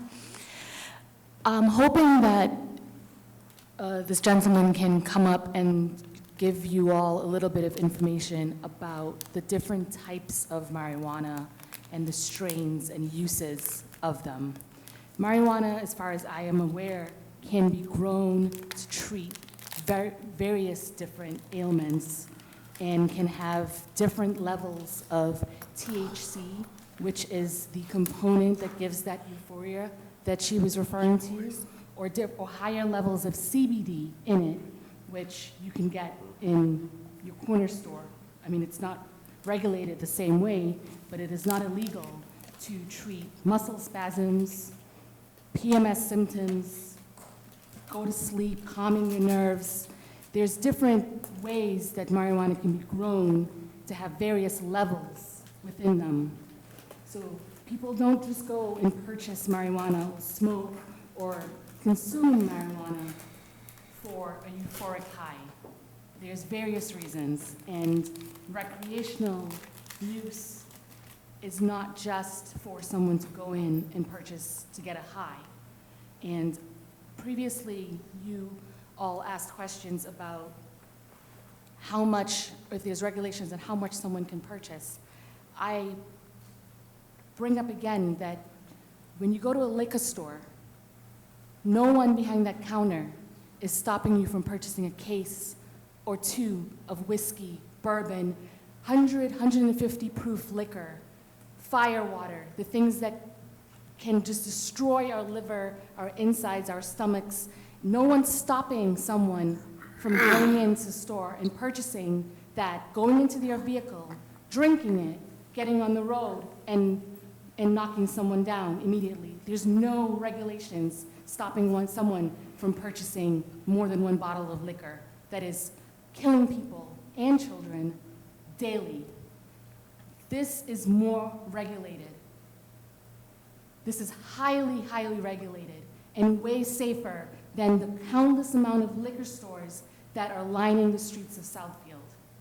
I'm not saying that someone can't have a liquor license, but just understand that the regulations that are imposed on a liquor store are less stringent than what would be imposed on a recreational marijuana facility. Thank you. Thank you. Would anyone else like to speak on this item?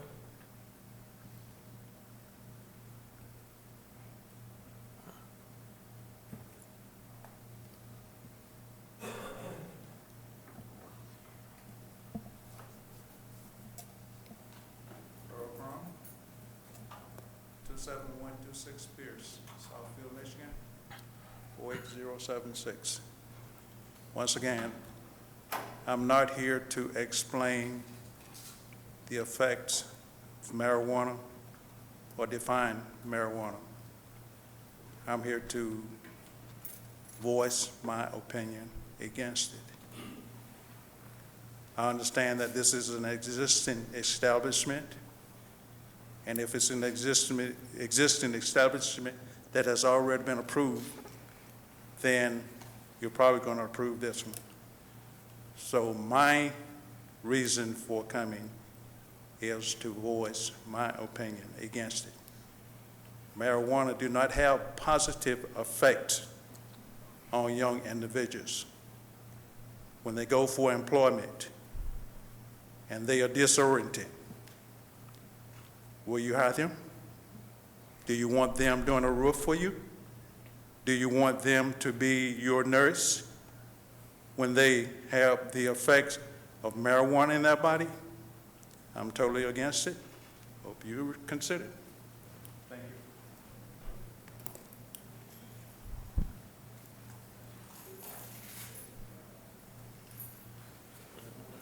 just gonna wait at home. Lewis Williams, and I just want to reiterate my opposition and my concern about our city allowing recreational marijuana businesses to open. I feel the negative impact on our community is too great to risk. I'm especially concerned, again, about our young people, but I'm concerned about our city as a whole. And I don't think there's a place for this drug in our city being sold in our city. And I continue to be opposed to it, and again urge that you vote not to allow these businesses to open in our city. Thank you.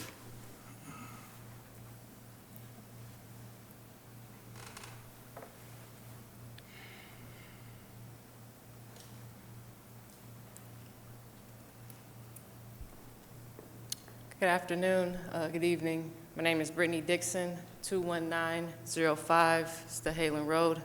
As my wife said earlier, we were not planning on talking about marijuana, planning on talking about our home, which we purchased a couple of years ago. We will get to that at the next meeting. Mayor Silver, I'm still expecting a return call from you. As far as the recreational marijuana, I am not opposed to it. Growing up, I was always taught that marijuana is wrong. I have never done marijuana in my 36 years of living, but surprisingly, my mother, my grandfather, and my uncle, who all preached against medical and recreational marijuana, are now doing those things.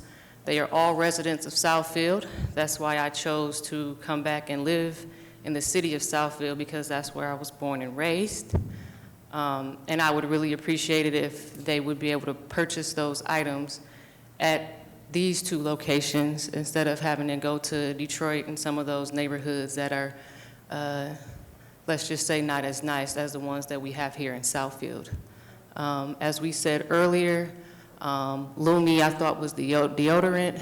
I shop at Lowe's and the Meijer all the time. I thought that other recreation or marijuana place was, when they said Dreams was a mattress store, I've never gone in. So again, I support.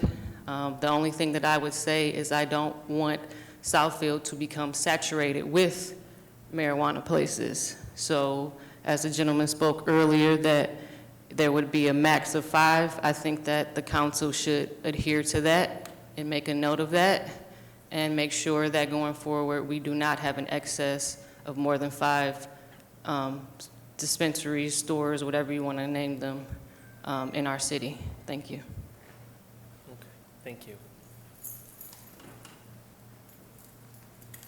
Do I need to say who I am again?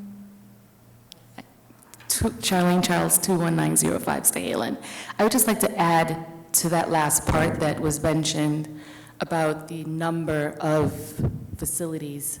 I think that it would be also very important that as you move forward to approving these, that you consider the locations of them so that the businesses don't compete against each other, so that they are dispersed around the city. The city is very large, and already the 2 facilities, I think, are in pretty close proximity to each other in terms of mileage, that they at least be dispersed throughout the city and not concentrated in one area.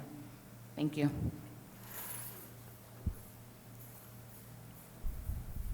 All right. Any other speakers for this public hearing? All right. The public hearing is now closed. Council, do you have any questions? Councilman Hoag? I just have a quick question for the owner. If approved today, are you also going to go back to offering the medical marijuana as well? Yes, we do have both licenses, so we will be able to still take care of medical customers. As I said before, the medical market is challenging, so it is tougher to find good vendors, but due to our distribution across the state. We do offer medical in several of our stores still. In the Southfield store, we did renew our medical license. In fact, we kept the license even when the store was closed. Thank you. That was all. Mhm. Thank you. Councilman Frazier?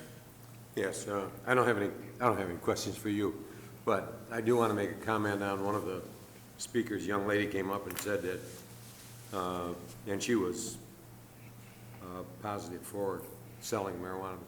She said it's a lot better than going to the liquor stores that line the streets in the city of Southfield.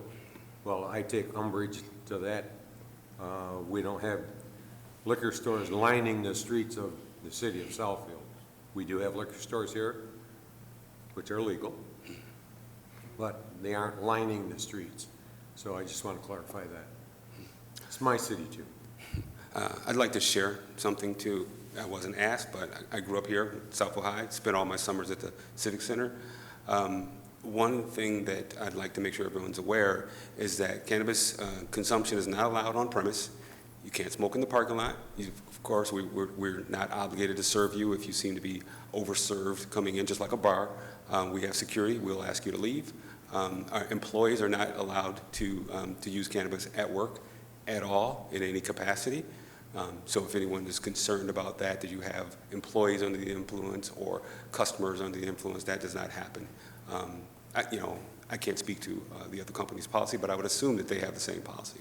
But just so everyone's aware, you can't even smoke a cigarette in your car on our parking lot. We have no smoking signs in the parking lot, and that's across all of our stores. We've got 33 stores in the state of Michigan, and that we're consistent throughout the state that you can't smoke in the car, definitely can't smoke in the store, and if you do, we ask you to move, or we would call security. Okay, Thank you. Any other questions?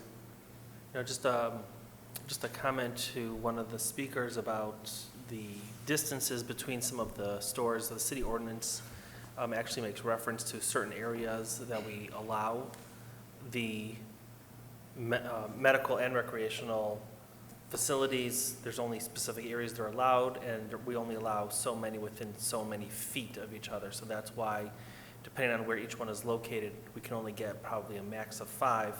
Depending on where each one is located, they may knock out another location. So with that, Mr. Crode, we're ready for your resolution. So regarding PSLU 23-005, special use request of Loom Cannabis Company, on behalf of the owner, Attitude Wellness LLC, to establish an adult use recreation marijuana provisioning center on property located at 26760 Losser Road on the east side of Losser between M10 Lodge Freeway and the I-696 Freeway. Approval is based on PSP 23-0008 by the City Council, subject to Article 4, Section 5.22-8, adult use marijuana facilities. Again, the hours of operation are dictated in that section, which would be Monday through Friday, 9 a.m. to 9 p.m., Saturday, 9 a.m. to 6 p.m., and Sunday, 10 a.m. to 6 p.m. Also, the facility shall be authorized to sell packaged adult use recreation marijuana and medical marijuana infused products.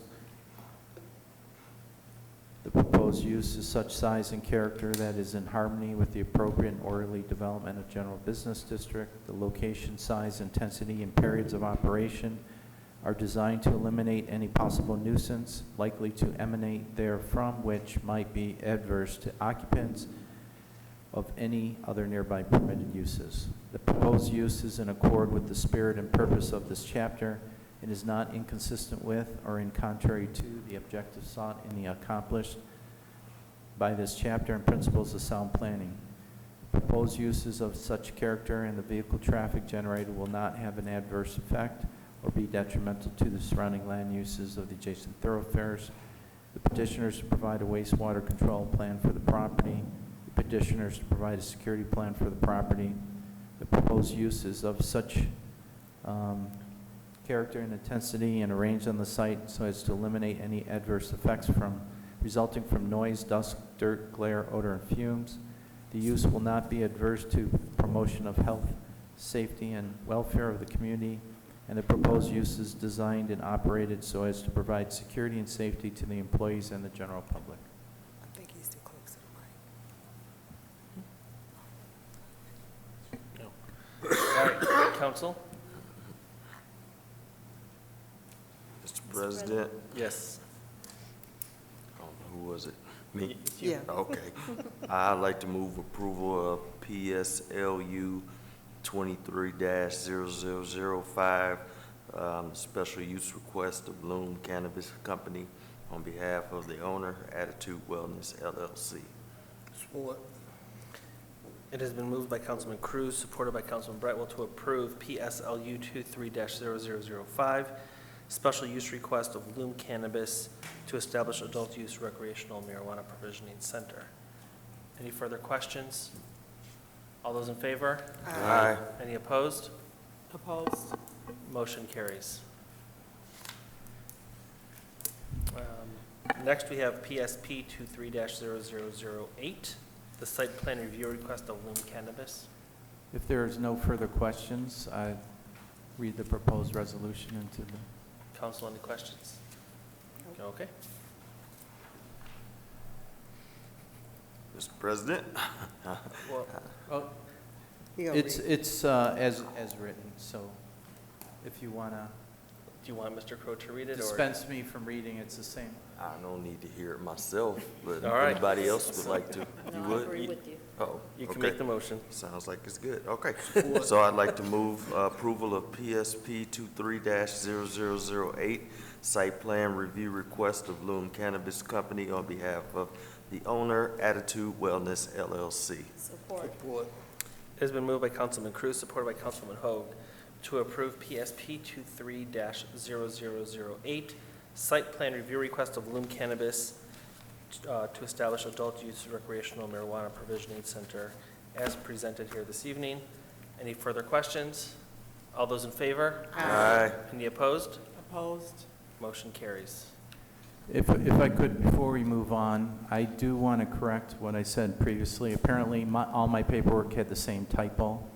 And as I thought about it, PSP 23 is based on the year that the application was accepted. So I do apologize. My paperwork had the same typo in it. I will correct it for the record for the conditions of approval. So it is supposed to be 2-3? That's correct. Okay. And I looked back on the original application to make sure, because after I said that, it didn't make sense to me. But it was consistent with all the paperwork I have in our background, so I do apologize for that. Not a problem. Mr. Chair, Yes. let me just ask a question. We approved it, and I'm supportive of it. I have a question. Sure. On the site plan, with respect to these locations, they are, state of the art, and they look real nice. They have that boutique feel to it. Is that the standard modus operandi on a going forward basis, or do you propose to scale back on your interior attractiveness? As far as our store, I mean, most of our stores have a very similar aesthetic. We don't have plans to scale back. And also, initially, the application was part of a process where we designed a building like that. So we have a combination of ground-up buildings, and sometimes we remodel buildings like this, but the aesthetics and the insides of all our stores are very similar, and our color schemes are the same. So there are also a couple different ways. Some stores are more deli style, where you come in and there's just glass counters, and you are served by customers that way, but we choose to use this type of approach in all of our stores. So we have not changed. I can't speak for the Dreams team, but both stores in the city of Southfield are very, high touch and very, I guess, if you say elegant, they're both elegant looking. Okay, so you intend to carry forward the aesthetics? Yeah, we're not going to remodel from what you see there. Okay. All right. It looks the same. We're going to keep it the same. We just added another register for medical and adult use. That was the only thing that we changed. Okay, all right, thanks. Mm-hmm. Okay. Thank you very much. Thank you. All right. Next, we move on to agenda items for discussion and or action. We have one item, which is the approval of Welcome to Southfield mini signage in the rights of way at city entrances. So if council recalls, the past couple years, we did a comprehensive study of all our bus stops and prioritized those based on ridership, location, density, other transit stations and so forth. And we've been working on installing anywhere from 12 to 20 benches and trash receptacles per year. One of the requests that came out of this current Metro Fund planning was also to look at entryway signs. We have a number of what we call ground gateway signs, similar to what's in the upper right-hand corner. Those are the large signs that cost about $12,000 to $15,000 to install. But as the mayor has pointed out, and we did an inventory, if you look at the upper left-hand corner, many of our entranceways feature Southfield city limits and then no parking on the street, no this, no that. They're just utilitarian welcoming signs. So we went out and we looked at all of our gateway entrances at the major mile roads and half-mile roads. We have the jurisdictions of what is under city right-of-way versus MDOT and the Road Commission of Oakland County. And we are currently working with Lawrence Technological University on a new ground gateway sign at 9 Mile and Greenfield. But there are still many other entrances into the community that have more utilitarian gateway signs. And we worked with the existing sign to come up with a complementary mini gateway sign, much more affordable. We can put multiples of these up at our other gateway entrances. And as you recall, all signage within the city right-of-way requires city council approval.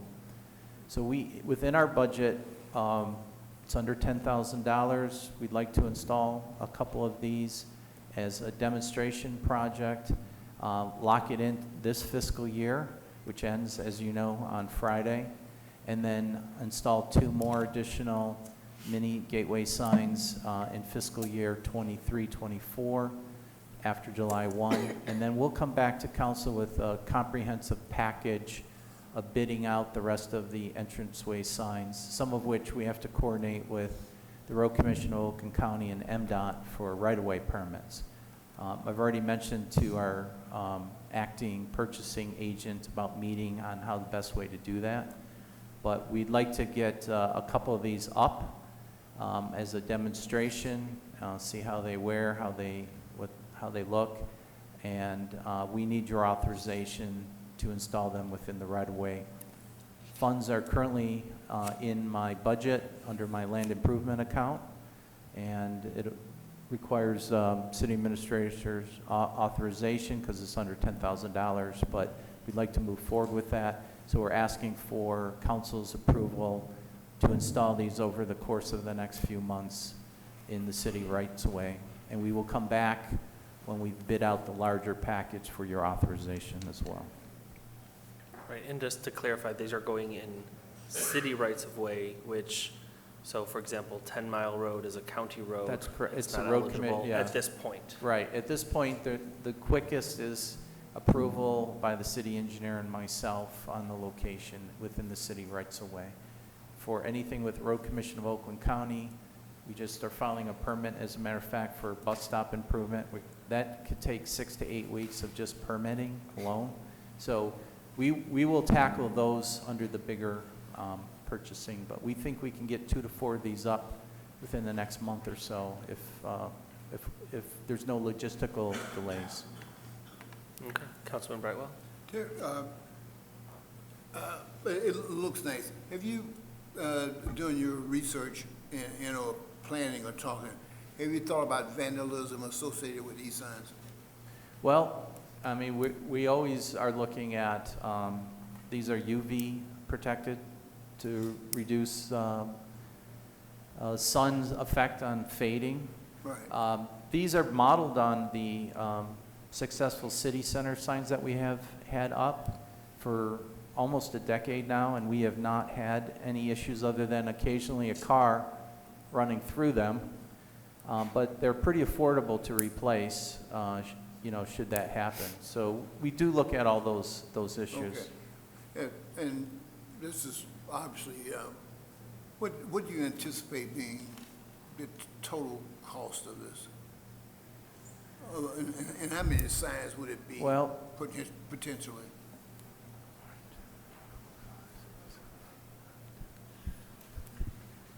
There's probably going to be a total of around 30 to 40 signs. So they're averaging around $4,000 installed, plus or minus a few $100s. Okay. So again, we have it in the budget to put 2 of them in. It'll be around 8,000 something. And then we'll do another 2 after the new fiscal year kicks in. So that'll be 4. And then we would bid out a package of 24 and bring that to council after bidding. Okay, all right. And then we'll have a real cost at that point. All right, that's fine. I like the sign. I just recall from my college days, signs would appear in dorm rooms, and you know how kids are, but it was. This looks like some of the signs that we'll see in some dorm rooms from a decoration standpoint. I guess the statute of limitations has expired. Yeah, statute of limitations is definitely there, but anyway, you would obviously, over time, you would obviously get a feel for what's going on with these signs. Again, we've tackled the 280 bus stops by doing 10, 12, 15 a year, so this will be a long-term approach. Okay, all right. Okay. Councilman Frazier? Yes, I was going to bring this up during the council portion, but I think this is more appropriate. Is one of the 2 signs that you're going to put up on the corner of 9 Mile and Greenfield? Well, at the corner of 9 Mile and Greenfield is a ground sign that was previously approved by council, and it's being funded by Lawrence Tech. So that's the large ground sign. Okay, not the ones that's in our package. The reason I say that is I got a telephone call this past week from a person that said that strip mall on the south side of 9 Mile is real seedy looking, and he saw some homeless person laying on the street, about half undressed, and I'd really hate to see a sign out there that says, "Welcome to Southfield," and have to see that. I don't know if there's something that we can do to clean that corner up before we over-advertise you're coming into Southfield or what, but, and I really don't know what to do. It's just that I agree with the telephone call that I got, so.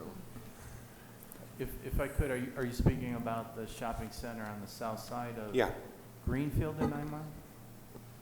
Greenfield, 9 Mile, yes. Okay. The one that's always been a problem.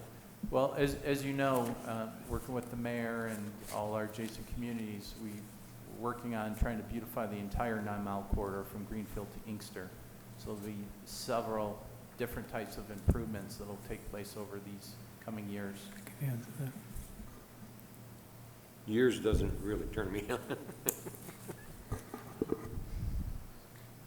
on. Council President, I can shed some light. The DDA hires a company called Cannon, and they twice a week go out, empty the trash cans, and do litter pickup, which is a constant problem, including Providence Drive, 9 Mile, and the border of the DDA, 8 Mile. Yeah, it's real close to the new Northland, and, we want the whole thing to be kind of, I think we need to have the thing kind of buffed up so it looks good. I agree. So, I don't know if that's a code enforcement thing or if it's Yes, it is. I did speak with code regarding that same item, and it's on the radar. They are going on a weekly basis. I think it started this week because, like the mayor was saying, I was just informed about the DDA hiring someone too, and we are putting that on the radar. good. And if I could, we've been working with Oak Park about trying to beautify Greenfield median between 8 and 9.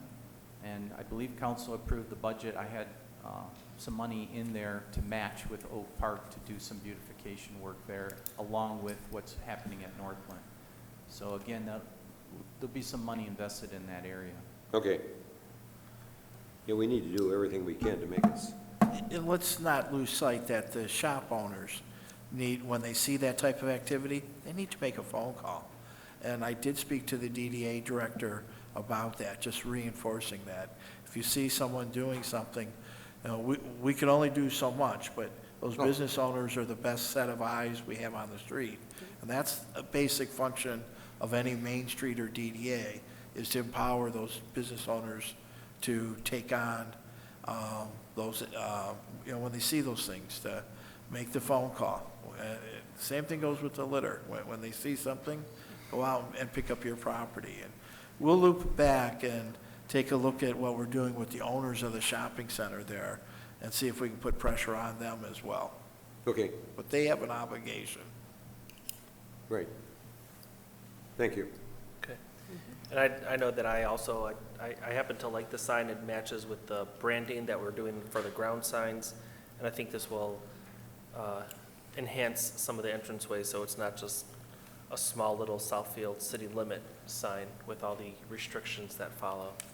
So I appreciate your work on this, Mr. Crode. So if I could, I'd be asking for your authorization for approval for the installation in the city rights of way. All right, council? Support. It has been moved by Councilwoman Hoag, supported by Councilwoman Taylor, to approve the Welcome to Southfield mini sign in the right-of-way at city entrances. Any further discussion? All those in favor? Aye. Any opposed? Motion carries. Thank you. Thank you. Next up to the council portion. We'll start with Councilwoman Hoag. Thank you, Mr. President. I don't have anything other than just to say it was an honor and pleasure to attend the Barbara Talley event. I'd like to thank those who are responsible for it, especially those from our body, Councilman Brightwell, the mayor, and everyone else. And it was a great opportunity to share and fellowship with so many people from the past, and it was great. That's about it. Councilman Councilman Brightwell. For my veterans, I have June 29th, there's a Veterans Resource Fair. It'll be located in Pontiac at the Oakland County Executive Office Building in Pontiac. I'm sorry, Pontiac Lake Road in Waterford. And also on July 13th, starting at 9 a.m., the prior item also started at 9 a.m. Both of them will be from 9 a.m. to noon at the Holly Veterans Resource Center. At those two events, one the 13th of July and the other is the 29th of June, you will be able to get free dental appointments. You'll be able to get your DD 214 printed. And also Michigan Works will also be there. For those who are not informed, the DD 214 is a document which is let the universe know that you were actually a veteran and you received an honorable discharge. That's almost about like a birth certificate with respect to the military. And you can have that printed on site. For additional information, you can, if you require additional info, just feel free to call me here at 248-796-5150, and I can obviously provide you with additional info.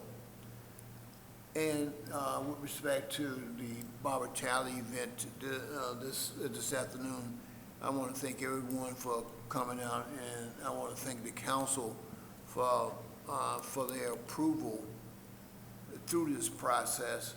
I think the community was well served. Ms. Talley was enthused, and for her life work, I think it's her her home city recognized her. So, thank you. Thank you. Councilman Taylor? Yes, hi. First, I'd like to send my condolences to the Fracassi family as we started out this meeting, the passing of Don Fracassi, mayor and councilman. I'd just like to send my condolences to the family as well. I do want to say thank you for the tribute to Barbara Talley. It was very warm and welcoming, and it said a lot about Barbara, and it told us how the kind of person that she is. It was nice to see so many people.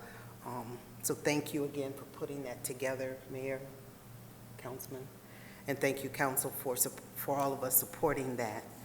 Also, there is going to be an open house tomorrow, 6 to 7:30, with our Congresswoman Rashida Tlaib right there at the Berg, and it will be outside. So if there's rain, I don't know if they're going to move it inside or not, but right now it's still scheduled to be outside. It's from 6 to 7:30 at the Berg. So just wanted to let everybody know that. And that's all I have. Thank you. Thank you. Councilman Cruz? Yes. I'd just like to first apologize for being late to the meeting today, as I was at the Barbara Talley event, and I didn't want to leave until I heard her speak at the end. And just very dynamic for a woman 91 years of age, and all the things that she's done. It was well-deserved. And so, I know my colleagues, were coming out at different times and so forth. And I think we all felt the same way. We're kind of torn, like, do we go to this meeting now or be late? But so that was really great today. So congratulations again to her. I also want to send my condolences to the Fracassi family. Whether you guys know it or not, Don was pretty good guy with me. When I got on council, he told me to sit down and shut up, and I might learn something one day. But he always gave me different nuggets of his wisdom as he saw things, just like many of you all, my council members here have. And so, but it really, when Mr. Zorn texted me last night, kind of touched my spirit. So, we're going to just pray for the family, and we know he's in a better place. Thank you. Councilwoman Banks? Thank you. I'd like to inform the residents that the City of Southfield Public Works Department is now offering paperless water bills. If anyone is interested in receiving a paperless bill by the email, they can send an email to waterbill@cityofsouthfield.com, provide your name, address, account information, and where you want the water bill emailed to. And again, this is to try and eliminate all the additional paper that we receive, and some people may still be experiencing problems with receiving mail through the post office.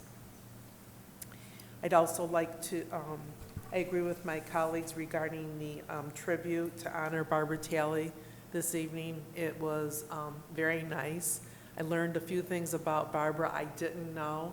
She has been with our city for a long time, and I'd like to congratulate Barbara and her family on this honor this evening.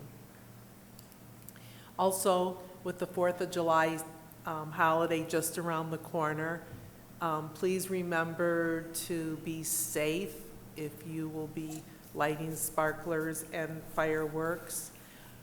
I hope that we will be putting something on our website shortly, because I believe that you can only shoot off fireworks a few days before and a few days after, one day after. But again, I'll be looking forward to seeing this on the website.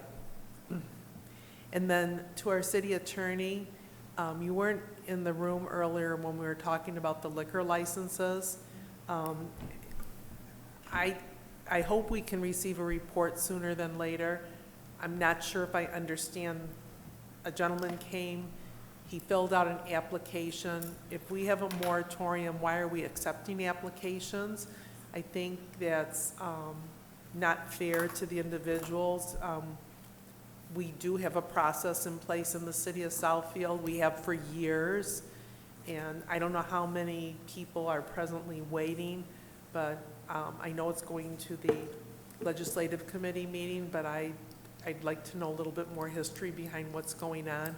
I know just recently, I think it was a few months ago, we approved a brand-new liquor license for a location, so I'm not understanding what the holdup is.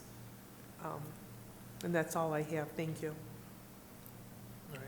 Just to clarify, there's no moratorium on liquor licenses, but there's some review being done by the legislative committee regarding some provisions that the city is looking to add to before they distribute the liquor licenses. Mr. President, we'll be meeting on Wednesday. Okay. Well, it just sounded like he had his application in for quite a while, and and I don't know. I will be contacting him, but I don't know how many other people there are. I just don't think it's fair to them if we're. To wait. I just don't, you know, maybe we shouldn't have accepted the application. Let's just be fair to the business people also. I mean, I understand his concern, and then I understand we're reviewing something also, but maybe we should just stop accepting any applications until we can figure out. But those applications we have accepted, I think we owe them an answer. That's just my own personal feeling. Okay, Thank you. Councilman Frazier?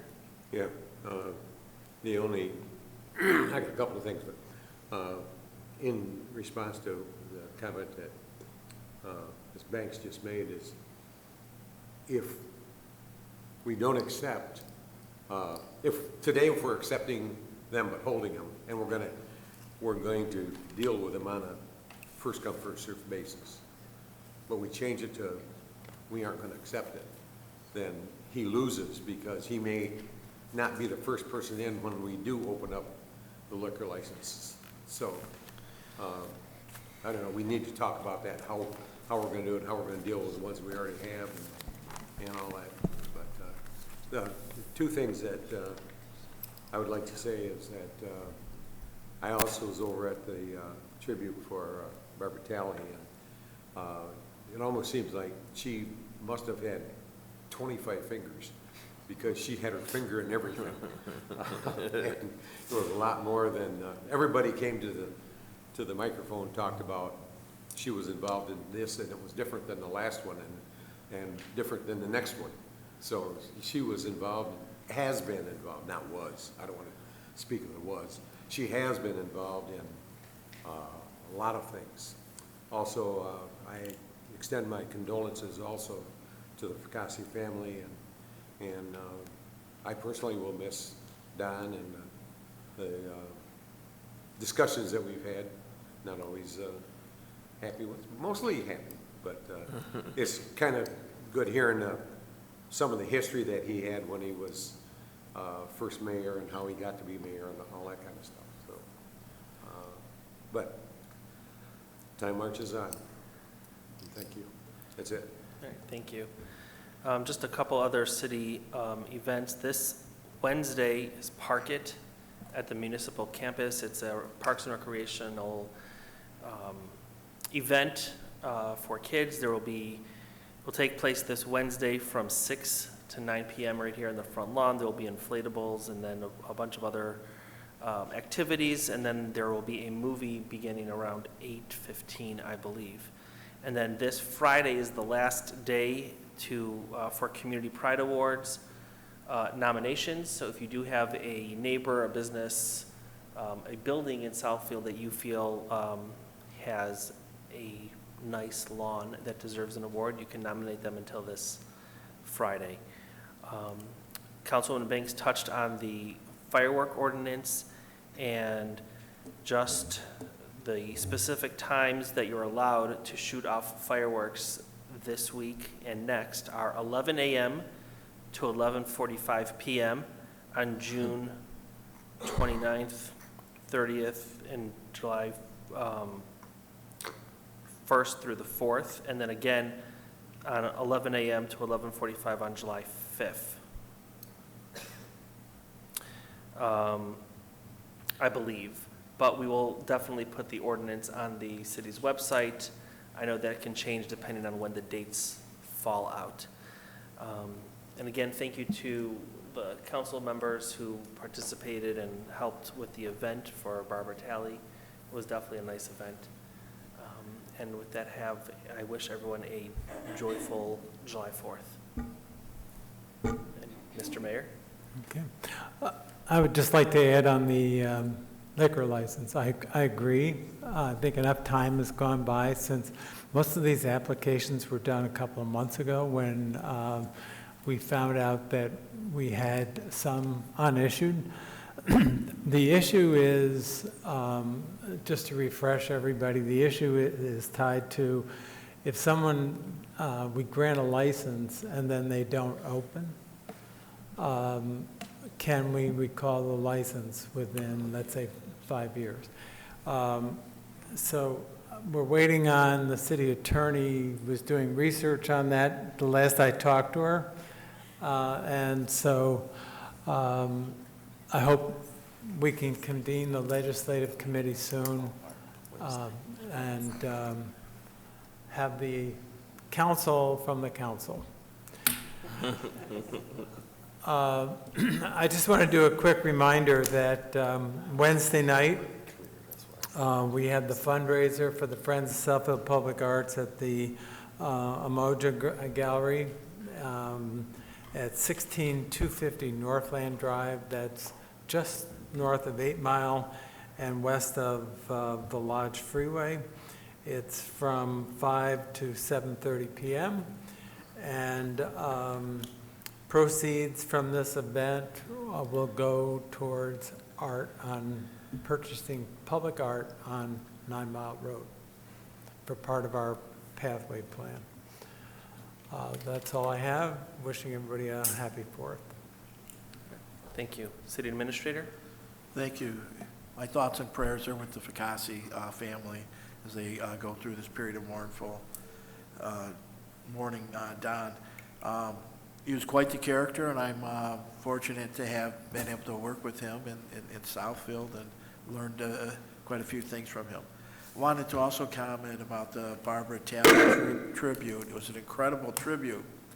I just, her contribution to Southfield, but I would feel remiss. I first met her in the early 90s when she was with Core City Neighborhoods, and I look at a lot of the stuff happening in Detroit, the train station, Southwest Detroit, Hubbard Farms.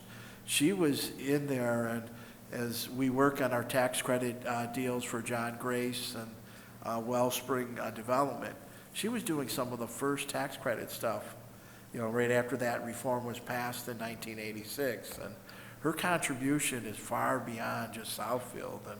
And at a certain point, I like to think that what's happened along that Michigan Avenue corridor, Verner, Clark Street, someone that will do an assessment of, because there's an incredible 40-year history of community and economic development that made these things come about. And there's some lessons to be learned. A lot of those tools were initially about helping the poorest of the poor. Now we're watching a neighborhood go through with 700,000, homes going for well over $1 million. The Section 8 vouchers are disappearing. So there's quite a few things to learn, but her contribution there was just, they did some incredible things. They were based out of a convent, and so I'm grateful for that experience I was able to have with her some 30 plus years ago. So I wanted to comment that the water billing will be doing a rollout. We're kind of exciting about that. We'll reinforce the 4th of July announcements. And then I think we've had 2 projects that have consumed quite a bit of time recently, the Michigan Inn and Embassy Suites. And Mr. President, if it's all right, I'd like Chuck Woodward to speak to both the Michigan Inn and then Embassy Suites. There's been developments on a daily basis there. If you'll recall, we were, I think about 6 weeks ago, I was in front of council. We had an action regarding the bankruptcy at the Michigan Inn. It is now in a Chapter 7 going through liquidation. And Chuck, if you could give us the update on where we're at there. Absolutely. Thank you for being patient. Good evening, everybody. Michigan Inn, long time coming. But when we first got the go-ahead, we couldn't move any faster. So I've been at Michigan Inn every day since we were told that we can get started on it as of this afternoon. All of the main corridors, all of the hallways, the lobby has been cleaned. There's no more debris in there. Fence is getting ready to go up by the end of the week. And boarding is not as extensive as we thought it was going to be. Most of the windows were open. Building inspectors have been in there every day closing those windows. Embassy Suites, I was in contact with West Haven Builders, who acquired a permit today to begin the work on the inside of there for the demo. That permit is issued with the stipulations that they begin on the outside of the building and cover up the graffiti before moving to the inside. Can we ask what they plan to do with the building? I'm sorry? Do you know what they plan to, you said they're demoing the inside? They're going to be cleaning the inside just as we did at Michigan Inn. And they have, do they have security fencing around the building? I know it was not pretty on the news. They have fencing. But it's still a point of contention. It's not. It is a the point of proper contention. We do have fencing. stipulations Right. on the type of fencing that needs to go Okay, there. I mean, considering it made the news this week. On the fencing, we prefer that it be post, 6 feet in height, some type of, barbed wire on the inside and properly screened so people can't see. That's the standard we're pushing for. On the Embassy Suites, we are still in a Chapter 11. The court denied the city's request to convert it to a Chapter 7. The judge in his ruling indicated that their plan of action or is due to the court by June 30th, and that he would give them till June 30th to submit their plan. I think I've shared with a number of you privately that the ownership of that property is incredibly convoluted. It's been subdivided, the land, and I can tell you it was clear in court. Folks don't even know what they have mortgages on. So we're going to continue to be aggressive in that. I think with the Michigan Inn's second bankruptcy, that created an opportunity for us. And we learned quite a bit in getting it converted from an 11 to a 7. So we'll continue to just keep the site, the Embassy Suites, cleaned up and do what we can. And hopefully the group that they brought in can get it done. If not, I spoke with our bank, with our attorney, our outside attorney on this, and we're prepared to get more aggressive. And that means we may just go in and do it ourselves. I usually like to have a court order backing us on that. Okay, thank you. Mr. Mayor? I have one other announcement. I forgot to mention that this Friday is the deadline for Community Pride nominations. So remind people, once again, it's going to be virtual this year, so you can submit a photograph of the property that you're nominating to the Community Relations Office, mmannion@cityofsouthfield.com. Thank you.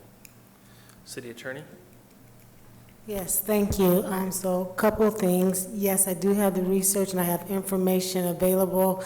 I'm not sure about the number of applications. I did talk to the gentleman from Fuddruckers, and maybe that's who made a statement during public comment, but I do have information to share with the mayor, and I'll definitely discuss it at the legislative meeting and make sure that the information that the clerks has as far as applications, I'll have that also. The next thing, of course, is offering my condolences to Don Fracasse's family. It was great to work with him. And last week, I'll be giving you some updates about a training I went to. It was the 23rd Annual Michigan Association of Municipal Attorneys and the Government Law Section of the State Bar of Michigan Summer Education Conference. So I do have some information I'll share with you. I'll probably send it to you via email. But one of the things that they do at the end of this weekend is they have a bocce, bocce ball tournament. But they named it after the former city attorney, Jack Barris. They established it when he passed in 2013. And I was just honored to be there. No, I did not win, but one day I will bring home the bocce ball cup to the city of Southfield. But it was just nice to be there as a representative of Southfield and to, hear the things obviously about Jack Barris, because they said he was a great friend and colleague to many. He had extraordinary skills as an attorney and problem solver. He was president of the Michigan Association of Municipal Attorneys and a board member of the State Bar Public Corporation Law Section, which is now the Government Law Section, and I am a council member of that section. And his memory provides inspiration to all of the attorneys, from all over the state that knew him. So I will be sending some information about other things that I learned over the weekend, but just wanted to share that with you. So thank you. Thank you. Madam Clerk? Just wanted to mention that I had an opportunity over this past week to learn a lot about Mr. Fracasse and Ms. Talley. Really just very interesting people and so committed to the city of Southfield. And they just kind of personify my idea of what public service does. Noted or unnoted, they were remarkable people, and they are remarkable people. And just was a pleasure to learn. Okay, thank you. All right, council, anything else to come before this honorable body? Meeting is adjourned.